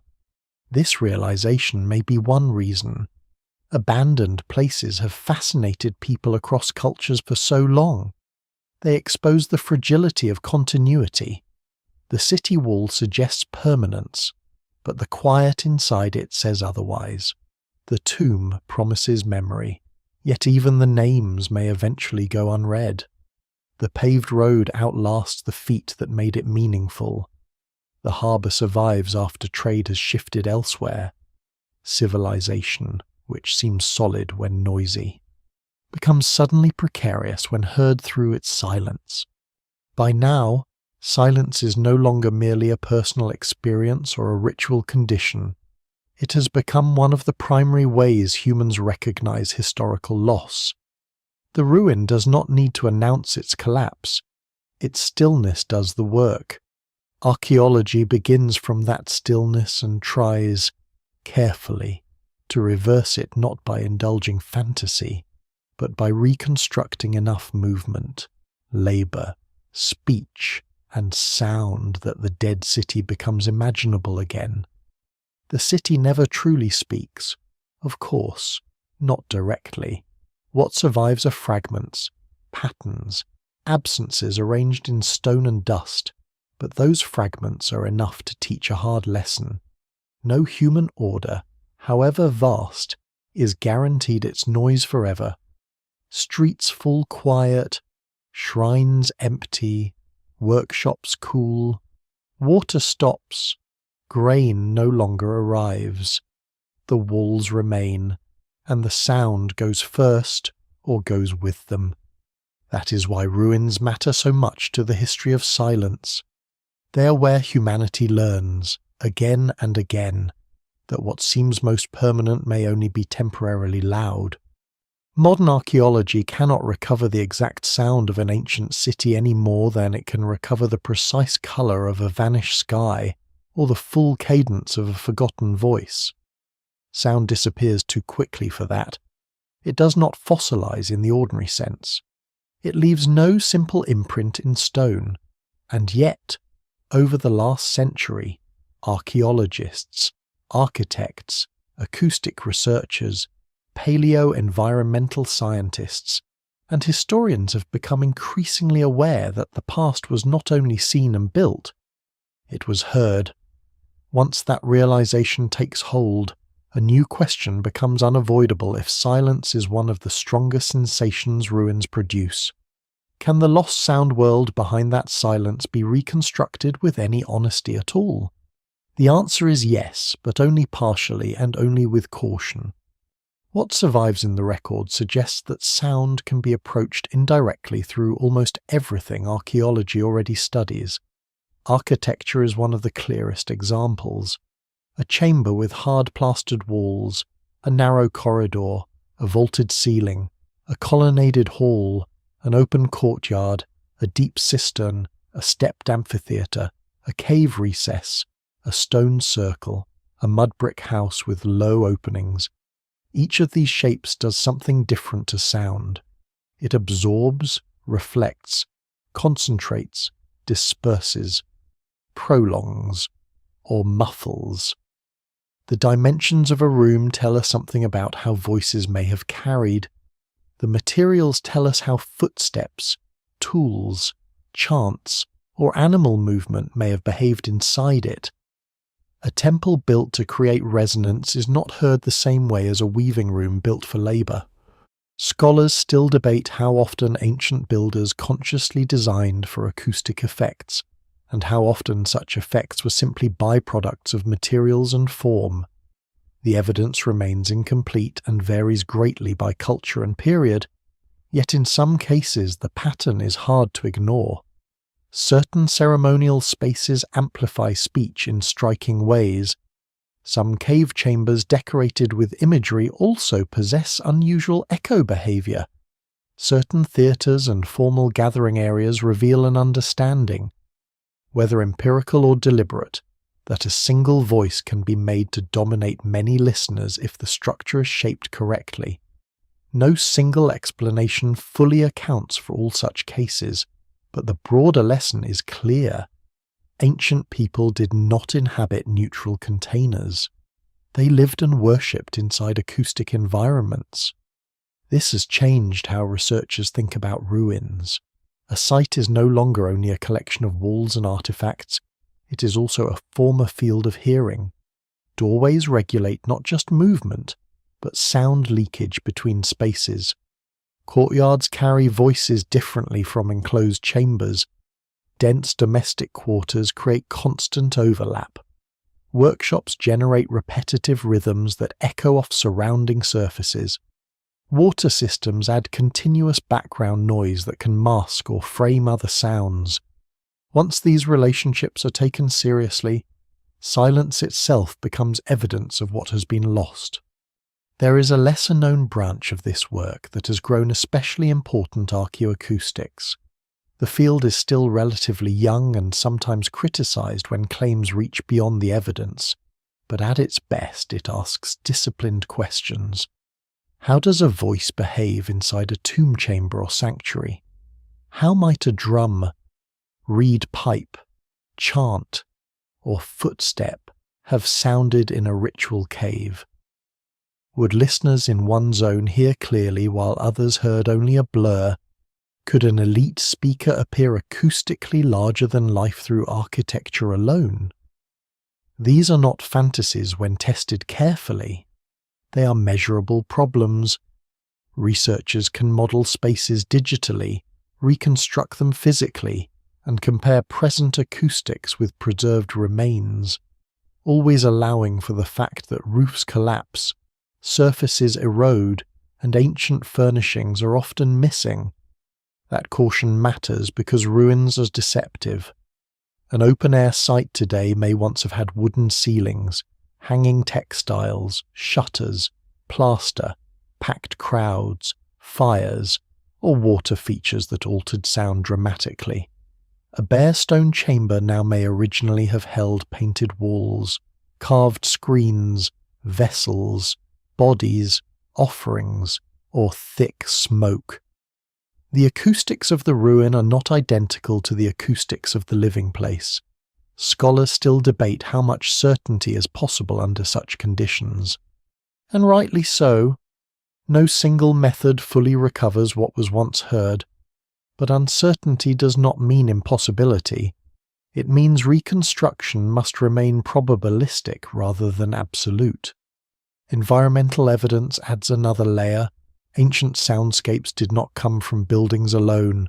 They emerge from plants, animals, weather, water, and season. Pollen records tell researchers what vegetation once surrounded a site, which affects wind movement, animal presence, and the general density of environmental sound. Faunal remains reveal which birds, insects, herd animals, predators, and domestic species were likely nearby. Sediment cores and isotopic data indicate wet versus dry conditions, flowing channels versus stagnant basins, forest cover versus open ground, a marsh settlement, a dry plateau shrine, and a river port may all leave architecture behind, but their acoustic worlds would have differed profoundly. This is where archaeology begins to hear the past most convincingly, not by recovering individual sounds, but by rebuilding the conditions that made certain sounds probable.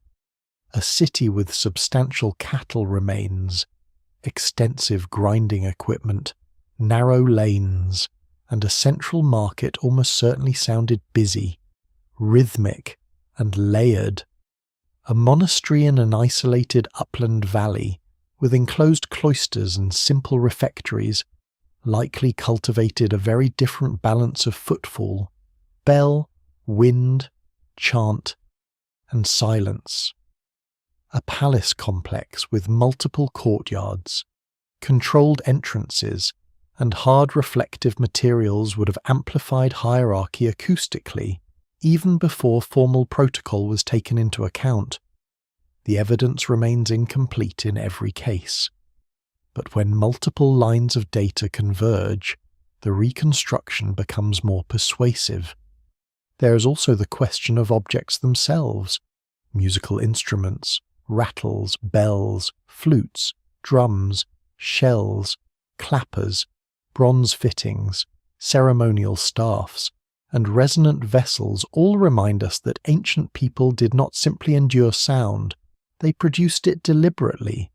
Even tools without musical purpose had acoustic signatures. Loom weights imply weaving rhythms. Blacksmithing leaves behind patterns of impact. Milling stones imply repeated percussive labour. Boat fittings, door hinges, harness pieces, ceramic production, and butchery all carried distinct sound profiles. In this sense, a site's material culture contains a kind of negative score. The sounds are gone, but the instruments of those sounds remain. What survives in ethnography and experimental archaeology can help here as well, though it must be handled carefully. Traditional farming, herding, weaving, pottery making, boat hauling, chanting, grinding, or ritual movement in historically comparable contexts may offer clues about tempo, repetition, and acoustic density. Scholars still debate how far such analogies can be trusted, because no living community is a perfect window into a distant past. Still, used responsibly, comparison helps fill gaps left by mute artifacts. It reminds us that ancient labour was often noisy in patterned ways, and that daily life produced a kind of ongoing composition made of work, bodies, and environment.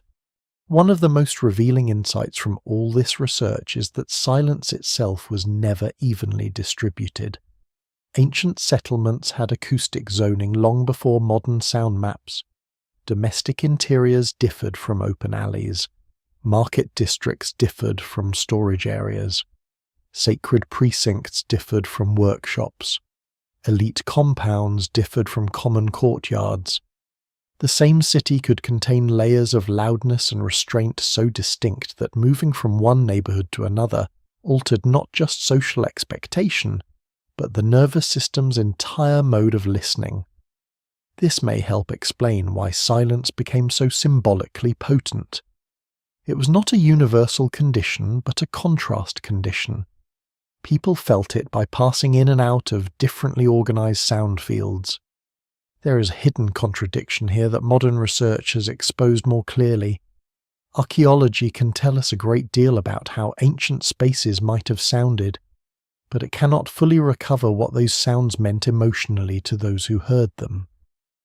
A booming voice in a temple chamber may have signalled divine presence, political manipulation, ordinary ritual familiarity, or several things at once depending on the listener.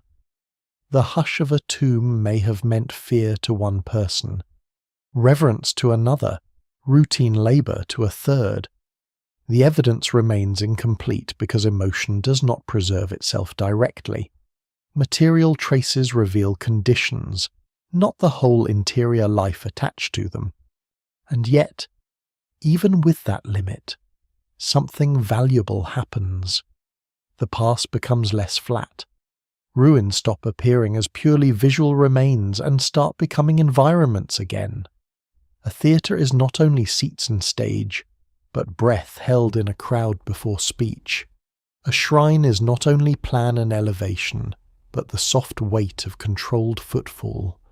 A harbour is not only quays and anchors, but rope strain, gulls, shouted signals, water slap against wood.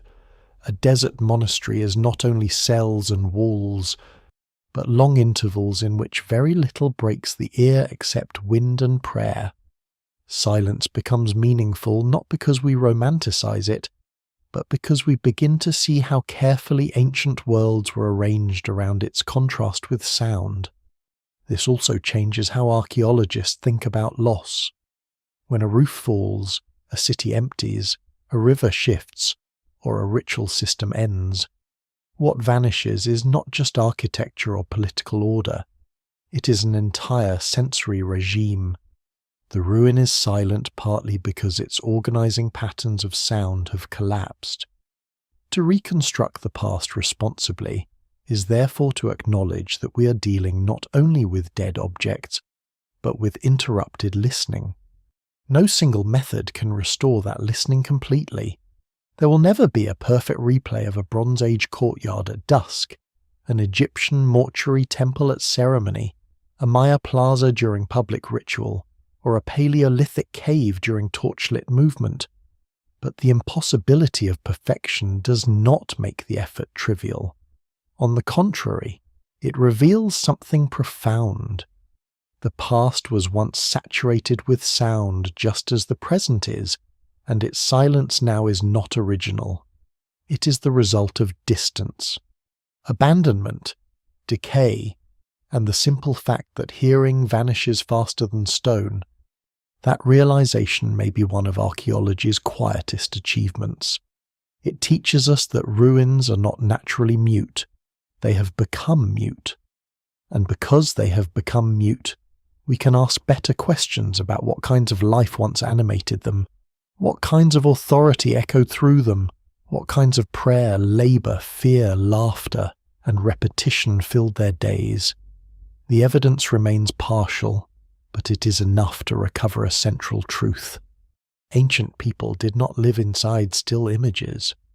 They lived inside soundscapes, and the silence we meet in ruins today is the aftermath of those worlds going still. For most of human history, silence remains rare not because people fail to value it, but because the world resists it.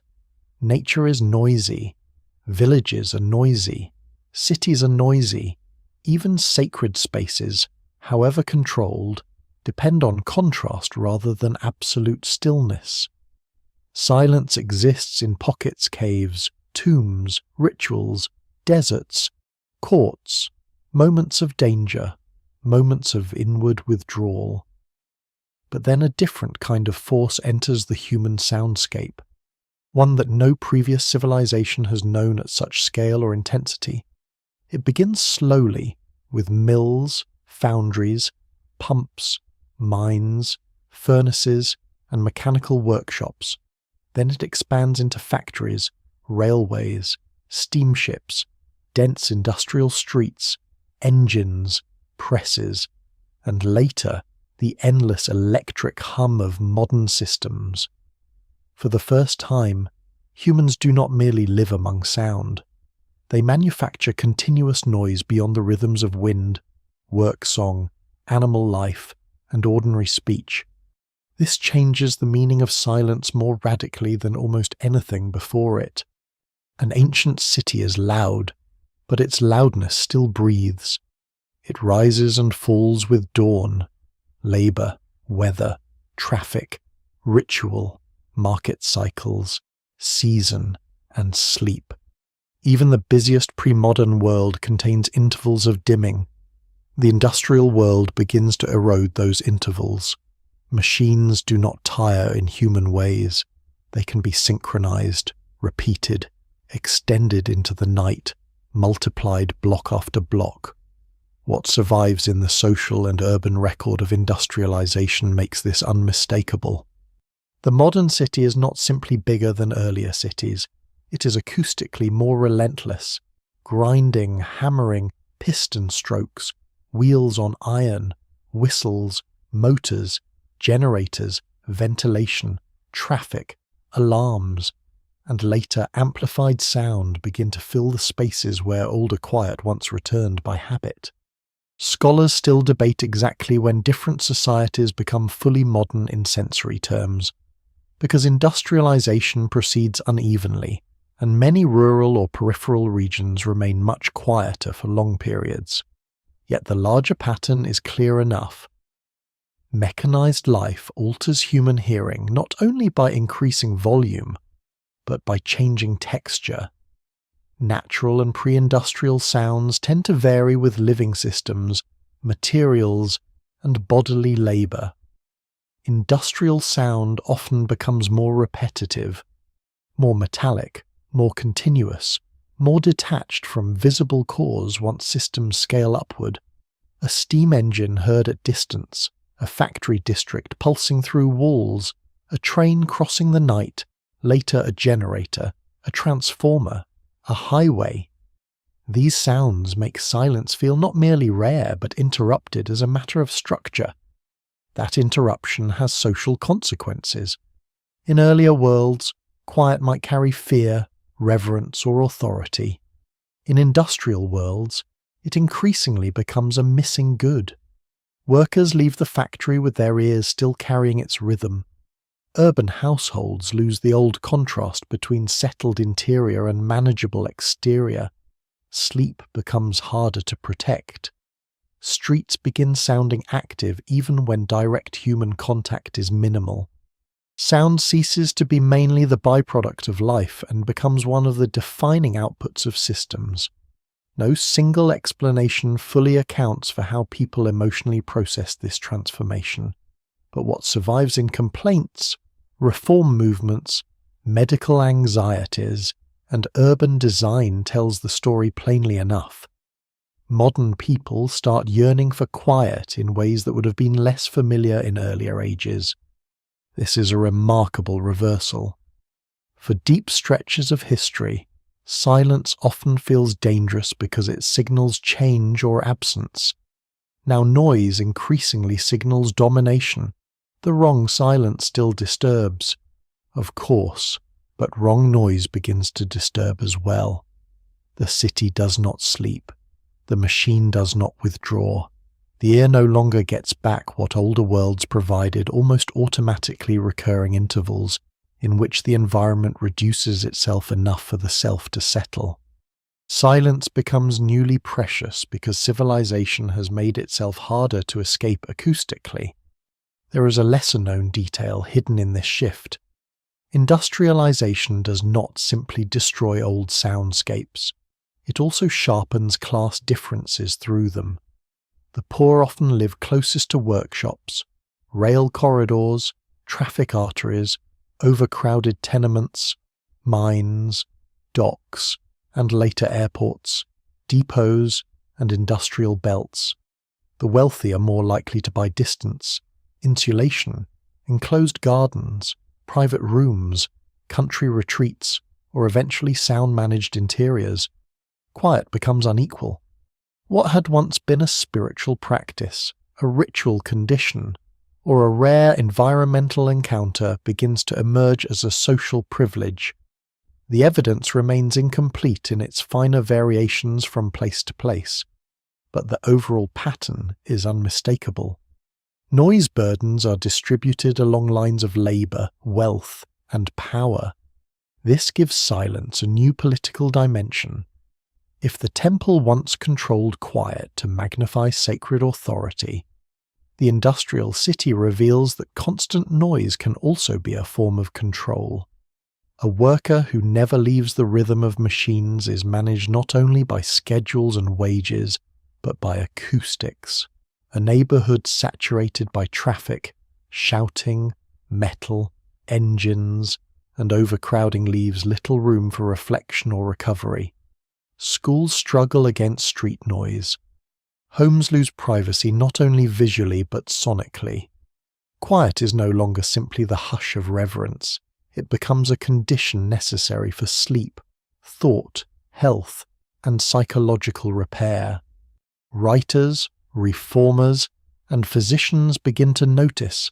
They describe nervous exhaustion, overstimulation, urban strain, the inability to think clearly amid incessant disturbance. Scholars still debate how much these complaints reflect genuinely new conditions and how much they are shaped by class anxiety, nostalgia, or cultural preference. Yet the material reality remains difficult to dismiss.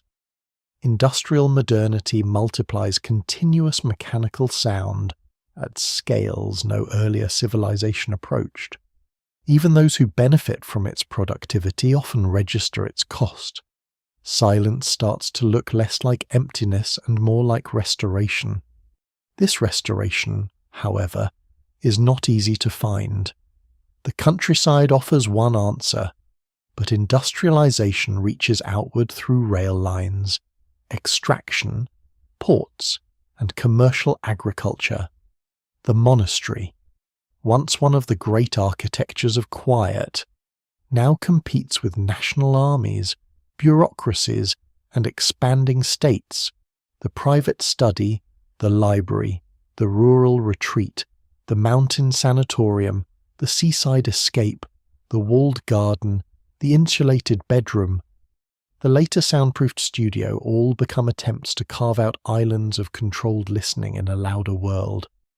What survives in architecture and urban planning suggests that modernity increasingly has to build silence actively because it no longer arrives by default. There is an irony here. The same technologies that intensify noise also make people more conscious of sound as an object. Recording devices, telegraphy, telephony, radio, acoustic engineering, and later electronic media all deepen public awareness of what can be heard, transmitted, preserved, amplified, and filtered. Modern life becomes noisier, but it also becomes more analytically aware of noise. Silence can now be measured, designed, sold, and represented. It is no longer merely a sensation or spiritual condition. It becomes technical. That technical turn has deep implications. Once engineers, doctors, architects, and psychologists begin treating sound as something manageable, silence becomes less mysterious and more instrumental. Schools require quieter rooms for concentration. Hospitals require quieter wards for recovery. Laboratories require controlled environments.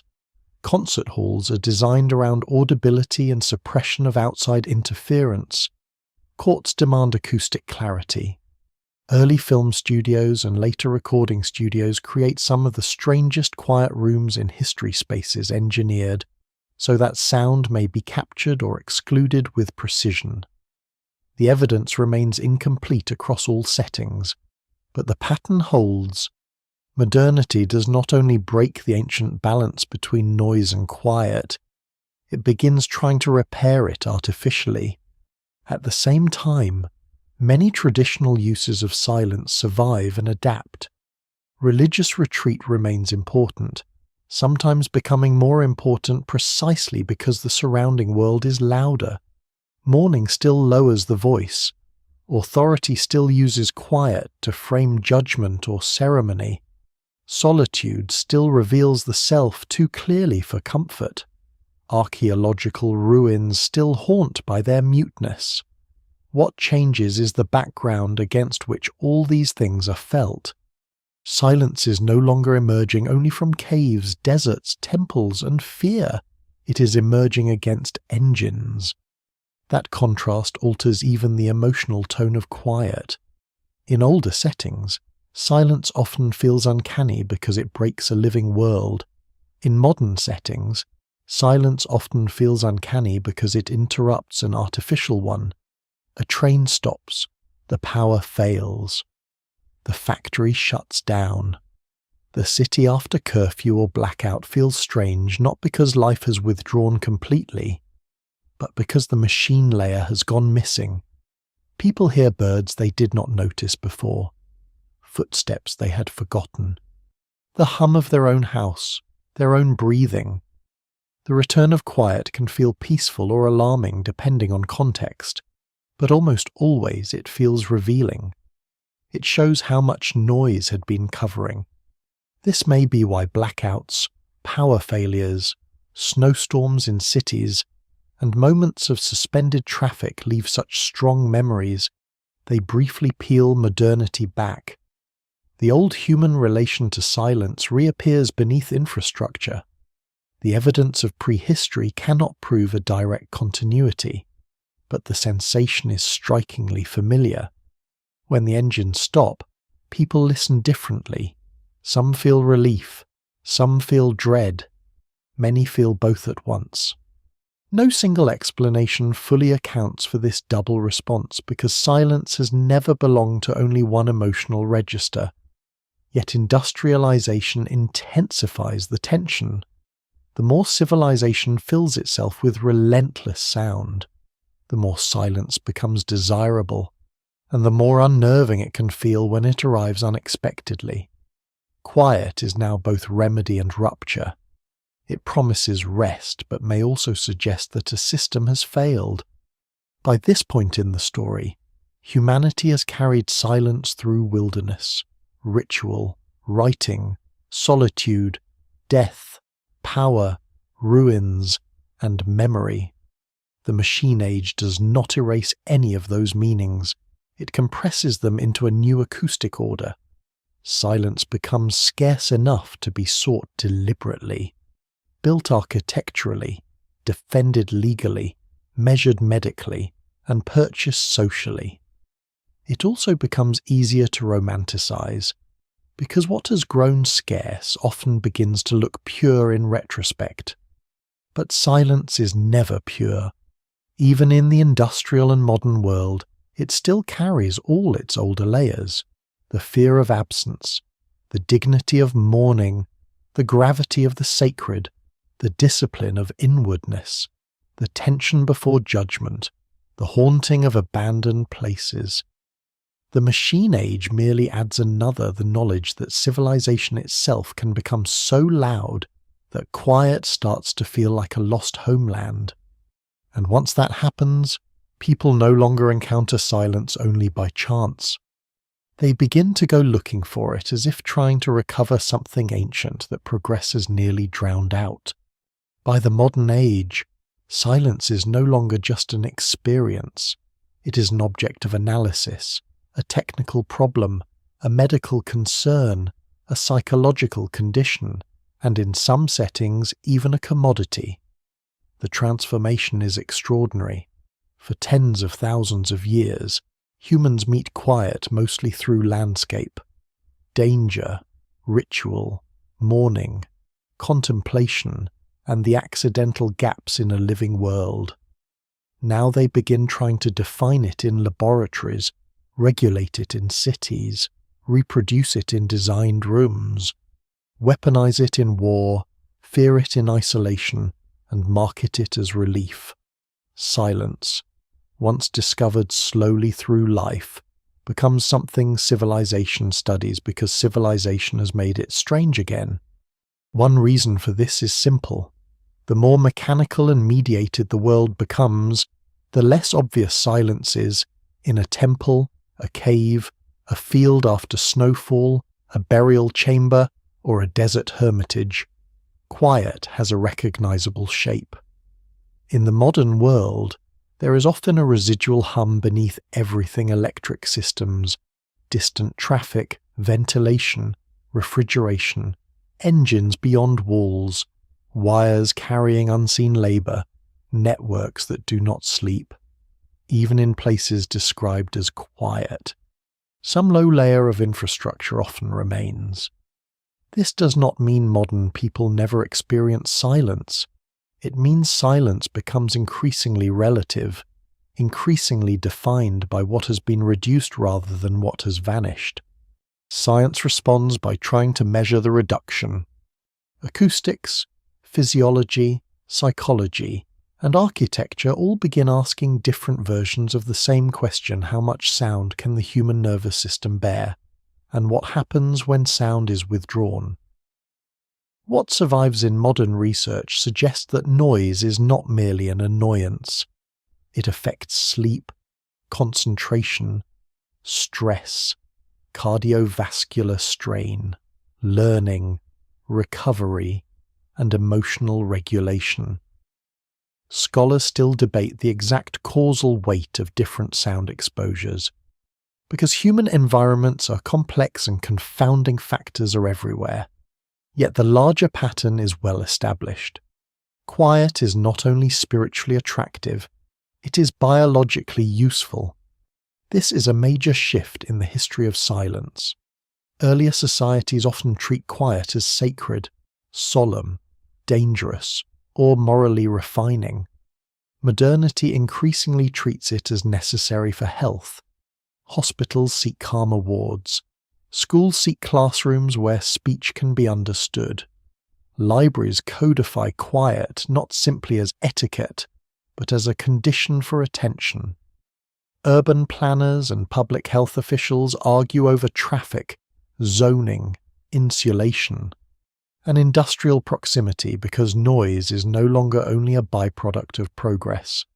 It is a cost. Silence becomes legible in bureaucratic language. And yet, at the same time, psychology reveals something more troubling. Humans do not always welcome extreme quiet when they finally find it. A room engineered to suppress outside sound can feel restful for a while, then unnerving. An isolated polar station, a submarine compartment between mechanical intervals, a remote research base, a sealed bunker, a solitary prison cell, a deep nighttime house after power failure. These settings often expose how dependent the mind is on low-level environmental confirmation. What survives in modern accounts of sensory deprivation and isolation suggests that the absence of expected sound can intensify inner noise dramatically. People begin hearing the body with uncomfortable clarity, breathing grows intrusive, heartbeat becomes conspicuous. Minor creaks or internal ringing take on exaggerated importance. Time stretches, thought loops. In this sense, modern science rediscovers something ancient. Silence does not simply calm, it can destabilize. No single explanation fully accounts for the range of human responses, because personality, memory, culture, and context all matter. The silence of a monastery is not the silence of solitary confinement. A mountain cabin chosen freely is not an isolation chamber imposed by force. A darkened bedroom after a long day is not a sealed room built for acoustic testing. Still, the evidence remains strong that quiet changes the mind in ways that are not neutral. Some people experience relief, sharpened attention, and restoration. Others encounter anxiety, disorientation, intrusive thought, or even hallucination under more extreme conditions. Silence remains what it has always been, not empty, but revealing. Warfare makes this even more complicated. Modern conflict is loud in historically unprecedented ways: artillery, engines, aircraft, mechanized bombardment, alarms, industrial killing.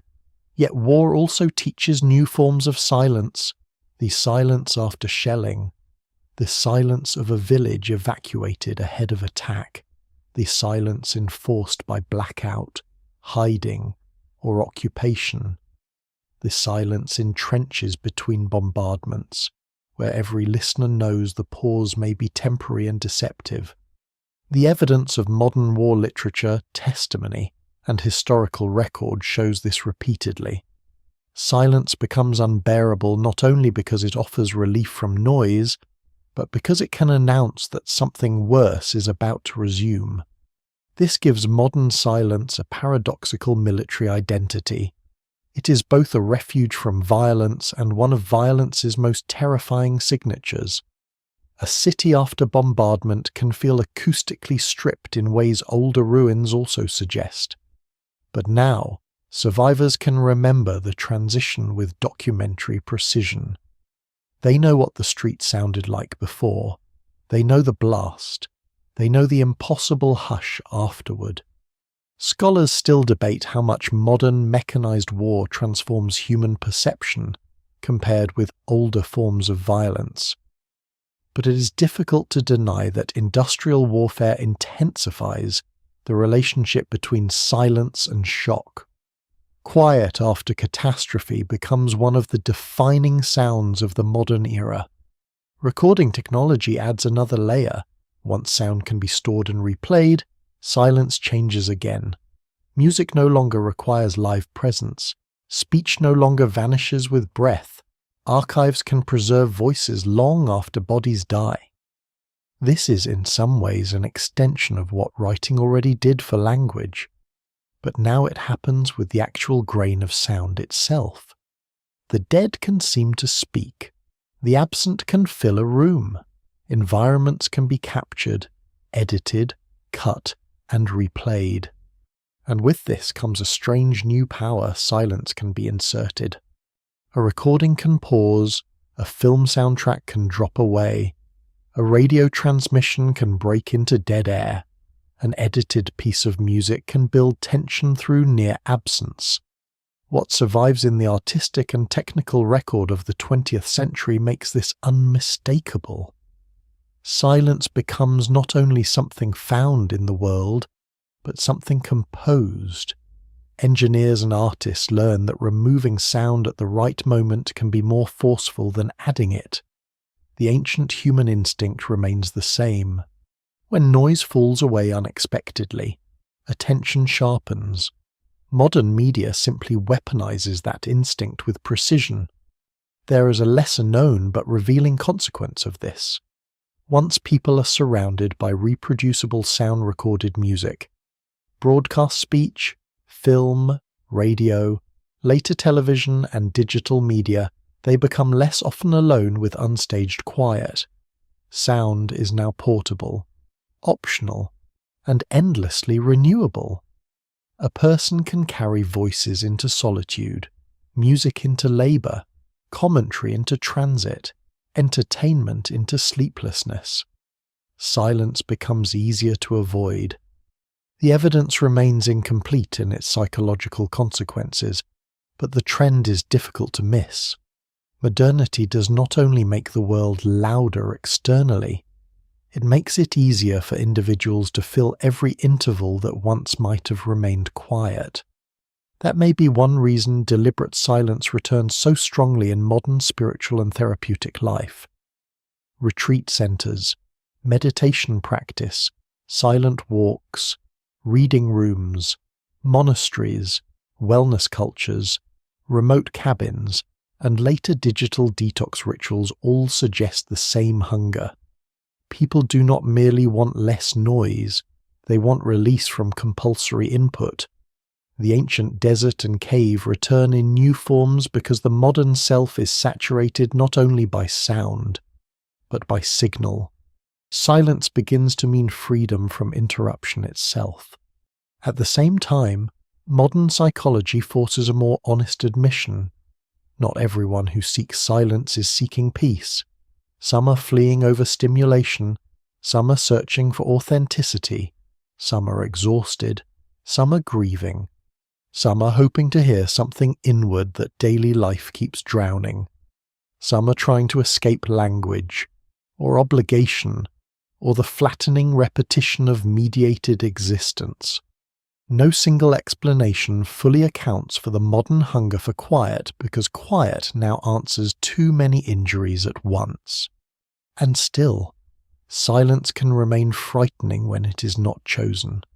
The dead phone line, the radio gone blank in an emergency, the stopped machinery in a hospital corridor during outage, the empty office tower at night, the silent apartment after someone leaves for the last time. The computer fan halting, the power dropping, the city dimming into audible weather. These moments reveal how deeply modern people depend on continuous low-level sound as proof that systems are functioning and other lives remain near.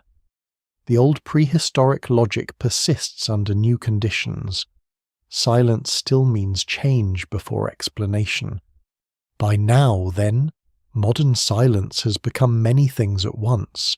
It is a health resource, a luxury good, a psychological stressor, an artistic device, a spiritual discipline, a wartime omen, a design objective, and a private fear. Civilization has not solved silence. It has multiplied it into different categories while never removing its ancient ambiguity. Quiet may heal, but it may also expose.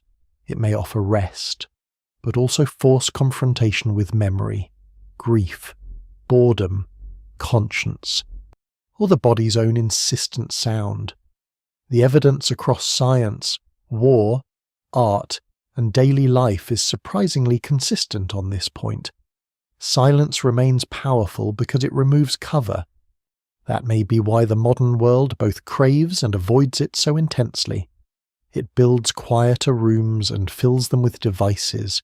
It praises mindfulness and fears being alone with thought. It escapes to remote landscapes and then carries playlists, podcasts, and notifications into them. It measures ambient noise and buys machines to mask silence while sleeping. This is not hypocrisy so much as inheritance. Human beings have always wanted different things from quiet at once: safety, reverence, clarity, authority, memory, relief, mystery. Modernity simply makes those conflicting desires more visible. The invention of modern silence, then, is not the invention of quiet itself. It is the invention of a world so saturated by noise, signal, and system that silence has to be redefined over and over again, sometimes as medicine, sometimes as danger, sometimes as art, sometimes as the one remaining space in which a person might hear something not already shaped by machines. And even then, when the room goes still enough for that possibility to appear, what rises first is often not peace. It is the old human realization that quiet has never been merely outside us. It waits, as it always has, at the point where the world softens and the mind can no longer avoid its own voice. At the far end of this long history, silence reveals something larger than itself.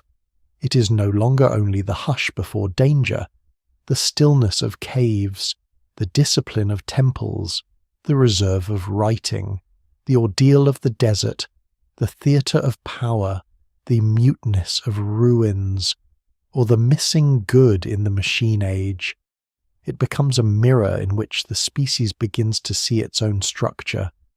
The day humans discovered silence, in that deepest sense, is the day humans began realizing that existence is not made only of what fills it, but also of what withdraws. Sound teaches presence. Silence teaches limit. That lesson reaches into almost every part of human consciousness. To notice silence at all requires a mind capable of expectation. The body must know what should be there in order to feel the force of its absence. A forest falling still matters only to a listener who has already learned the forest's ordinary speech. A temple chamber matters only to one who has known the noise outside it. A dead companion matters in part because a once familiar voice has vanished from the world. A ruin matters because streets, workshops, and houses continue to imply sounds that no longer come. Silence, then, is never merely emptiness.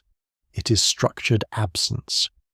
And to perceive structured absence is to have crossed into a very human kind of awareness. What survives in the full record of human life, prehistoric, ancient, medieval, modern, suggests that this awareness accumulates rather than replaces itself. The earliest layer remains survival. Silence warns that something hidden is near or that a living pattern has broken.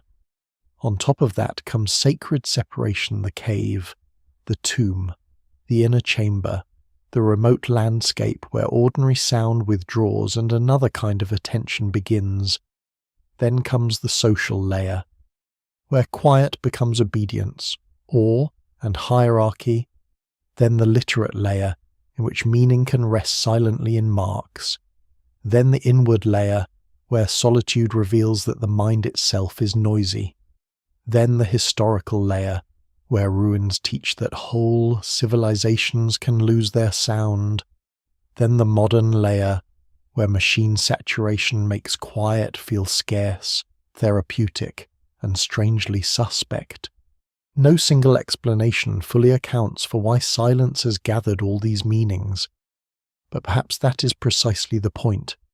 Silence is one of the few human experiences that touches biology, emotion, ritual, architecture, politics, memory, health, and metaphysics all at once. It is so powerful because it strips away surface differences and forces a confrontation with what remains. A child in prehistory listening to a wrong hush in the grass, a priest in an inner sanctuary, a monk in a desert cell, an archaeologist in an abandoned palace, a factory worker hearing a blackout descend over the city, a modern insomniac waking in a suddenly still house. These people live in radically different worlds, yet all recognize the same basic sensation. The world has changed. Attention must sharpen. That continuity suggests something profound about human consciousness. We are not merely creatures who hear sound. We are creatures who organize reality through the expectation of sound. We know life partly by its ongoing acoustic confirmation: breath, water, tools, birds, speech, traffic. The subtle reassurance that systems, bodies, and other minds are still moving nearby. Silence interrupts that reassurance, and in doing so it reveals how dependent we are on it.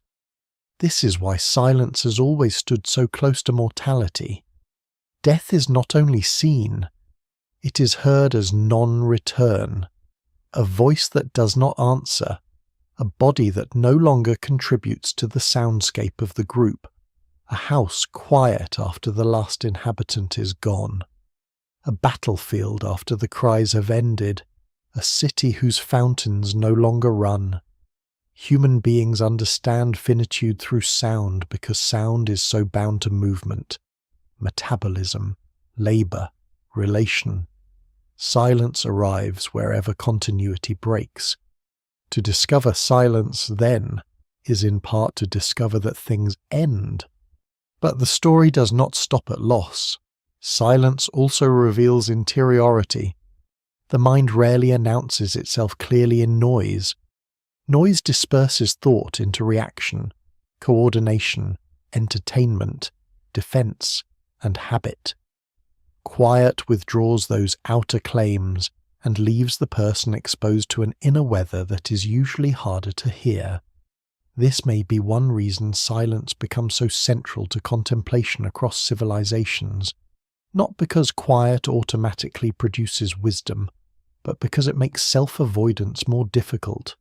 What survives in philosophical, religious, and psychological traditions suggest that humans repeatedly learn the same uncomfortable lesson. Beneath public language lies a more unstable field of fear, desire, memory, impulse, conscience, grief, and unanswered longing. Silence does not create these things. It removes competition. In that sense, silence is one of the earliest technologies of self-knowledge. There is a lesser-known but crucial implication here. Once humans begin recognizing the inner noise that external quiet reveals, they also begin recognizing that civilization itself may be arranged partly to keep that inner noise at bay. Work, ritual, hierarchy, entertainment, traffic, argument, production, even constant speech. These are not only social necessities, they can also function as covers. The evidence remains incomplete, because motives are never simple, but the pattern is suggestive. Human beings build noisy worlds not only because life is active, but because activity protects them from the nakedness that quiet can impose. This may explain why the modern hunger for silence is always ambivalent. People seek quiet as if they want truth, but often flee once truth begins sounding too much like themselves. Retreat promises clarity and then delivers memory. A silent room promises peace and then presents grief. A power outage feels restful for a moment and then oddly exposing. The machine stops, and with it the protective layer of managed sound. What rises is ancient the body, the conscience, the awareness of isolation, the awareness of need, the awareness that one day every human-made sound will cease for us individually. Scholars still debate how far silence should be treated as a universal category. Since cultures interpret and value it differently, that caution matters.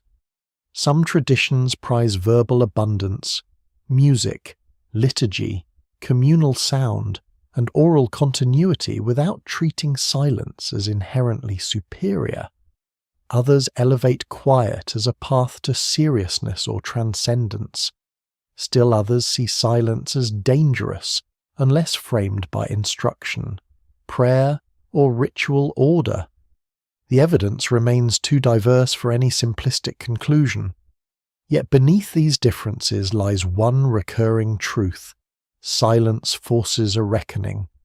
Whether that reckoning is welcomed or feared depends on context, but the force of it is hard to deny. There is also the matter of memory. Sound vanishes almost as soon as it arrives. Even recorded sound, by historical standards, is fragile. Civilizations can leave walls, roads, texts, canals, tombs, and images, but their ordinary acoustic worlds disappear with astonishing speed. This makes silence the default condition of the deep past, and yet humans are never satisfied with that default. They want the dead city to sound again in imagination. They want the lost language to rise from inscription. They want the vanished ritual to be heard through architecture. They want the voices back. That desire reveals something essential. Human beings do not experience silence merely as lack. They experience it as a challenge to memory. To stand in a ruin is to feel that the world once held more sound than the present can offer. To sit beside the dead is to know that a specific voice has gone irretrievably beyond recall. To enter stillness in prayer, grief, or solitude is to discover that what cannot be heard externally may still echo internally. Silence becomes the space in which memory either fails or deepens. By now, it becomes possible to say that the discovery of silence is really the discovery of several truths at once. That absence can be meaningful, that danger can first appear as hush, that power often announces itself through controlled quiet, that the dead are known partly by what they no longer contribute, that inward life becomes audible when the outer world softens, that civilizations are fragile because their noise can vanish while their stone remains, that modern systems are so loud we no longer remember what unforced quiet feels like, and most of all, that human beings define themselves not only by what they say and build and hear, but by how they respond when those things stop. The story began in the grass, in the animal alertness that sensed something wrong when the living world went still. It travelled through caves, tombs, courts, scripts, deserts, monasteries, ruins, factories, laboratories, blackouts, and private rooms. Across all of it, silence kept changing shape, but it never became simple. It was always warning and threshold, emptiness and presence, fear and revelation, Human beings discovered silence many times because each age found a new layer in it, and none of those layers erased the last. In the end, silence reveals not that the world is empty, but that human life is always suspended between noise and disappearance. We live by signals, by voices, by movement, by the constant acoustic proof that bodies, communities, and systems still endure. Silence reminds us that none of these endure forever. It opens beneath every civilization, every ritual, every empire, every household, every self. Not as punishment, not as purity, but as fact. And perhaps that is why silence remains so powerful. It is one of the few experiences that makes humans feel, all at once, that they are animals in a landscape, members of a fragile society, inheritors of vanished worlds, and solitary minds listening for meaning in the dark. In the end, what remains is not a single first moment, not one firelit night when a human being suddenly understood silence as if discovering a new object in the world. It is something slower, older, and stranger than that. It is the long education of a species learning that life is not measured only by what it can hear, but by what it notices when hearing changes. The forest that falls still, the cave that swallows the outside world, the tomb where no answer comes, the empty road, the abandoned city, the room after the machine stops, again and again. Silence enters human history not as a blank, but as a threshold. And perhaps that is why it lingers so deeply in memory. Noise passes through us quickly. It fills the air, does its work, and is gone. Silence stays. It outlines what has been lost. It sharpens what remains. It makes a place feel older, a face feel more mortal, a thought feel harder to escape. In quiet, the world seems briefly stripped of its disguises. Stone becomes stone again. Wind becomes wind. Breath becomes a fragile rhythm rather than an unnoticed habit. A human life, measured against deep time, begins to feel very small and very vivid at once. Across thousands of generations, people keep returning to silence for opposite reasons. To hide from danger, to hear danger sooner, to mourn, to pray, to think, to rule, to obey, to remember, to forget, to stand inside ruins and imagine voices that will never fully come back, to step away from the crowd and discover that the crowd has followed inward, alive in memory and thought. Silence never offers one meaning because human life never has one meaning. It receives whatever fear, hope, reverence, or exhaustion is carried into it, and then, somehow, gives it back altered. That may be the quiet truth beneath the whole story. Humans did not simply discover silence. Silence helped humans discover themselves, not all at once, and never completely, but enough to leave a mark on every age, enough to shape how they built temples, buried the dead, wrote laws, crossed deserts, told stories, feared collapse, and searched for peace in worlds that kept growing louder, enough to make them feel, in moments of stillness, that something essential was near even when nothing visible appeared. So the image that remains is a simple one. A landscape at the edge of evening. The wind has dropped. The last ordinary sounds have thinned. Somewhere, a person stands listening not because there is nothing to hear, but because what is missing suddenly matters. Behind that listener stretch all the vanished camps, shrines, roads, empires, monasteries, workshops, and cities of human time. Ahead lies darkness, and whatever comes after it. For one suspended moment, the world is neither fully empty nor fully explained. it is only still. And in that stillness, humanity hears how temporary it has always been. Certain landscapes likely intensified this effect more than others.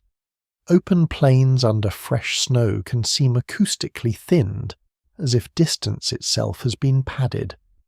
Desert basins at dawn may hold sound in odd sparse ways, with long stretches where almost nothing interrupts the ear except wind and the occasional scrape of sand. High mountain zones can produce an eerie reduction in familiar animal signals, especially above the dense bands of daily life below.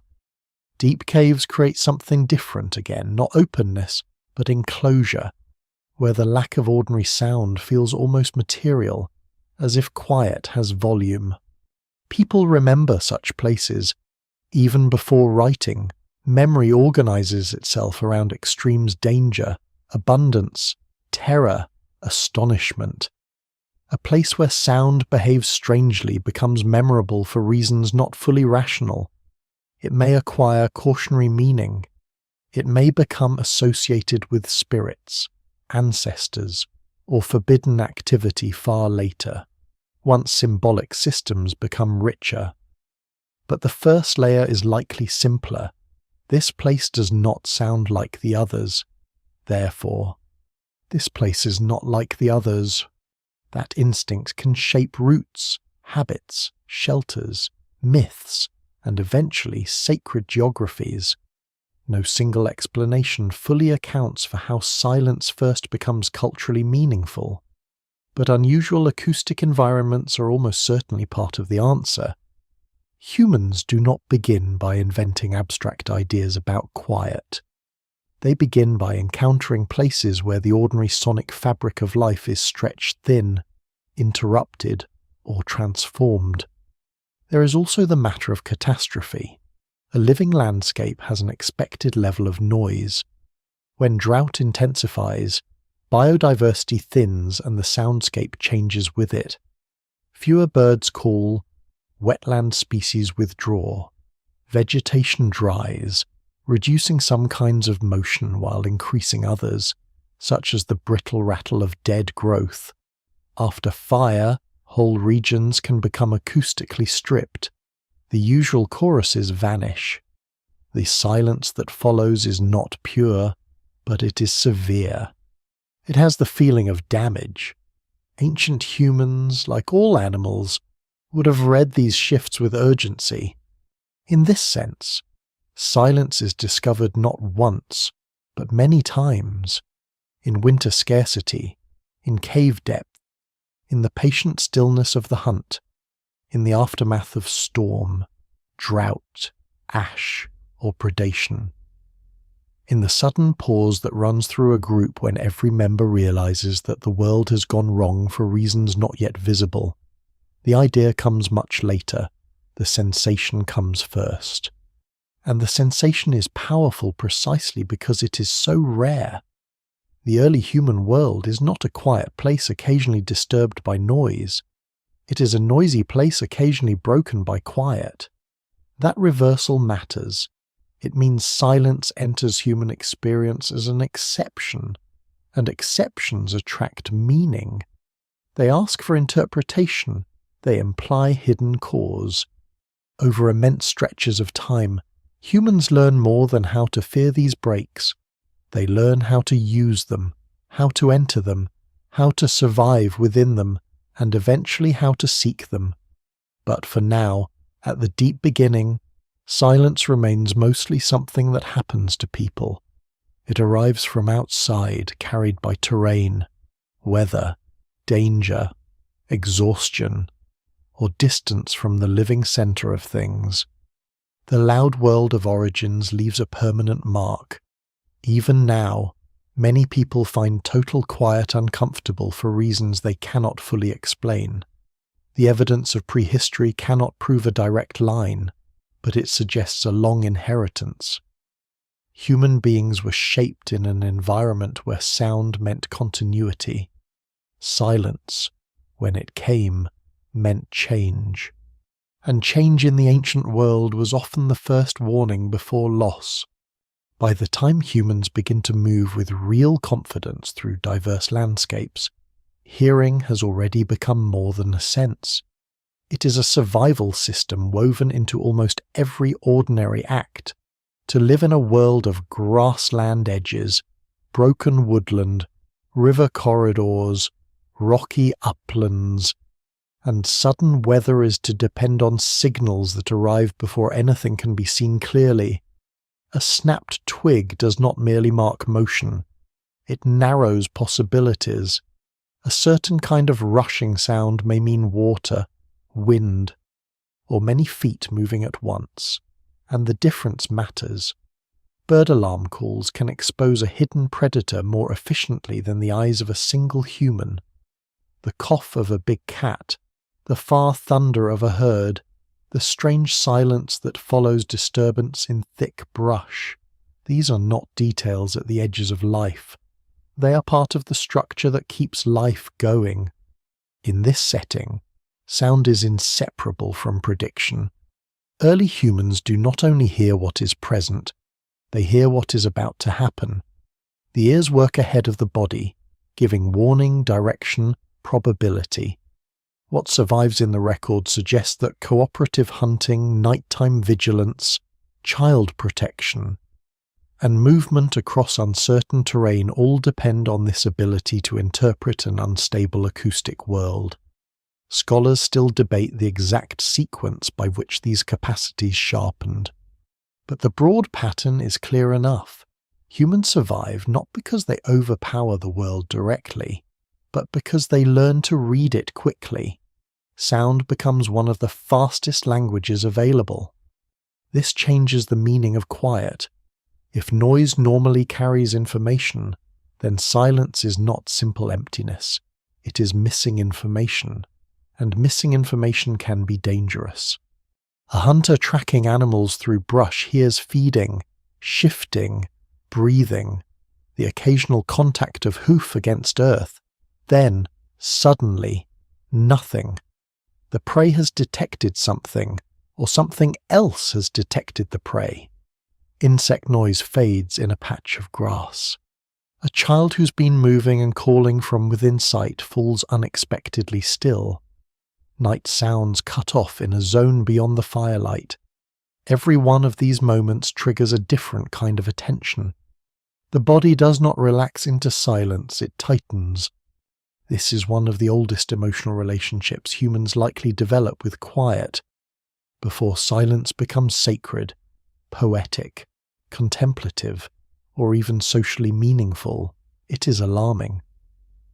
The absence of expected sound is not neutral, because expectation itself is built from repetition. The world teaches the ear its normal patterns over thousands upon thousands of days. Break the pattern, and the mind immediately begins searching for the hidden cause. That habit may help explain why silence can feel heavy even now. Modern people sometimes describe quiet rooms, empty buildings, or abandoned landscapes as oppressive, though nothing obvious is happening within them. The evidence remains incomplete, and no single explanation fully accounts for the feeling. But one possibility is that the human nervous system still treats unexpected silence as a puzzle with consequences. A world that has stopped making ordinary sounds may be safe, but it does not immediately feel safe. There is also a second lesson hidden within this survival system. Sound does not only warn of danger, it binds groups together. Before long-distance architecture, before roads, before writing, before most durable forms of stored information, the human voice is one of the central tools of cohesion. People call across short distances. They reassure children in darkness. They signal location, coordinate movement, warn, teach, soothe, and remind. A group that can hear itself remains. In a basic sense, connected, sound creates social continuity. Because of this, the loss of human sound carries a special force of its own. A camp at rest may still contain breath, occasional movement, the low sounds of embers, perhaps a cough, a murmur, shifting bodies. These small noises confirm presence. The group is still there. When those sounds are missing, whether through distance, death, abandonment, or separation, the change registers quickly. Silence now means not only possible external threat, but possible social absence. Someone is gone. Something has ended. A place once held by people no longer does. This may be one of the earliest roots of silence as grief. No written source preserves the first human experience of returning to an empty shelter or a place where familiar voices no longer answer. But archaeology offers indirect clues in how strongly human life is organized around repeated occupation, hearth-centered gathering, and shared activity. A lived-in place is not just visually altered by human presence, it is acoustically transformed. Remove the people, and the space changes in a way that is immediately perceptible. Silence becomes evidence of loss before it becomes a symbol of loss. At the same time, humans begin learning to make use of deliberate quiet in increasingly sophisticated ways. Hunting requires it, but so does avoidance. A vulnerable group crossing exposed ground at dusk may reduce speech to a minimum. A person approaching uncertain water in predator territory moves differently, more softly, with attention spread across the surface of sound. Night watch depends not only on hearing faint signals, but on suppressing unnecessary noise that would blur them. Silence, then, becomes tactical control over the self.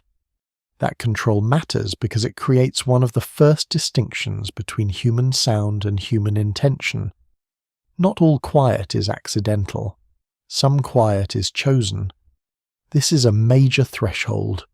To remain silent on purpose is to understand that sound can be managed, and that managing it changes outcomes. The body learns restraint before the culture explains it. Hands are slowed, feet are placed differently, breath is held or measured, tools are wrapped, carried, or set down with care. A human who can become quiet when needed is more dangerous to prey and less vulnerable to predators. Survival rewards restraint. Over time, this must also affect social perception. A person who can stay silent may appear more disciplined, more watchful, perhaps more authoritative in certain contexts.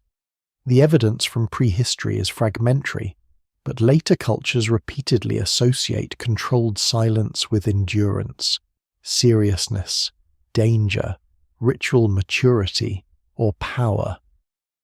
It is possible that the emotional groundwork for those associations is laid very early, in practical settings where quiet and control are visibly linked. There is another side to this, and it is stranger. As humans reduce their own noise, they begin hearing more of what lies underneath ordinary distraction. Water patterns become easier to distinguish. Minor shifts in vegetation stand out. Footsteps reveal differences in ground texture. Distant motion becomes legible, but internal sounds also rise. Breathing, heartbeat, stomach movement, the faint noise of saliva and swallowing.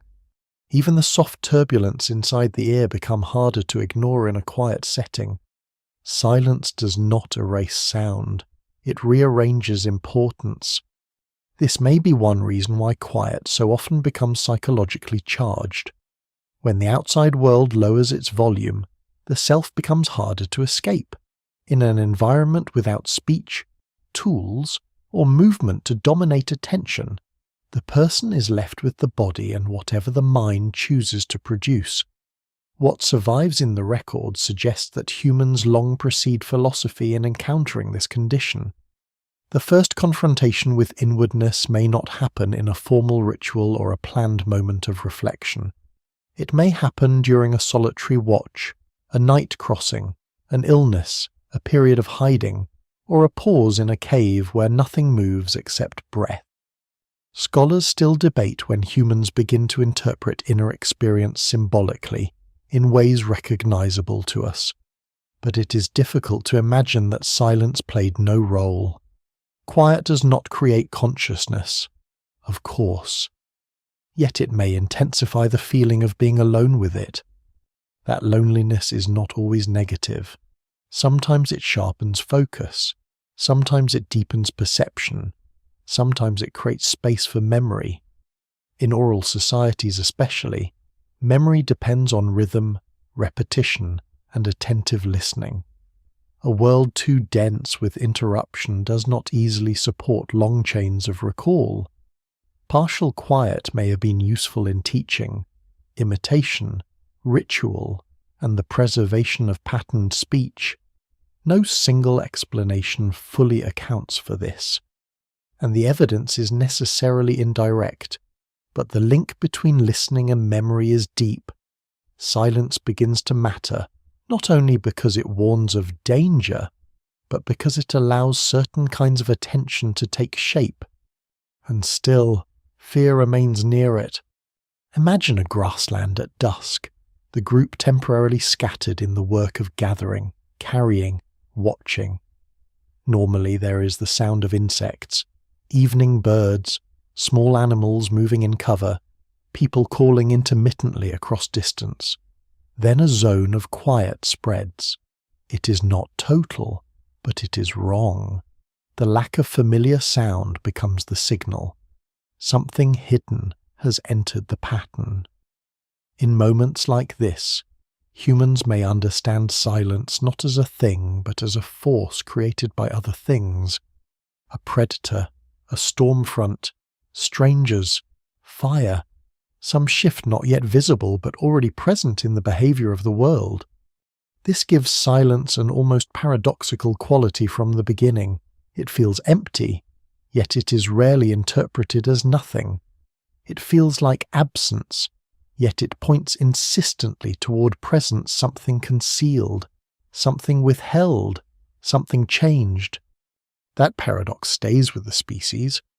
As social life grows more complex, the meanings of silence will multiply.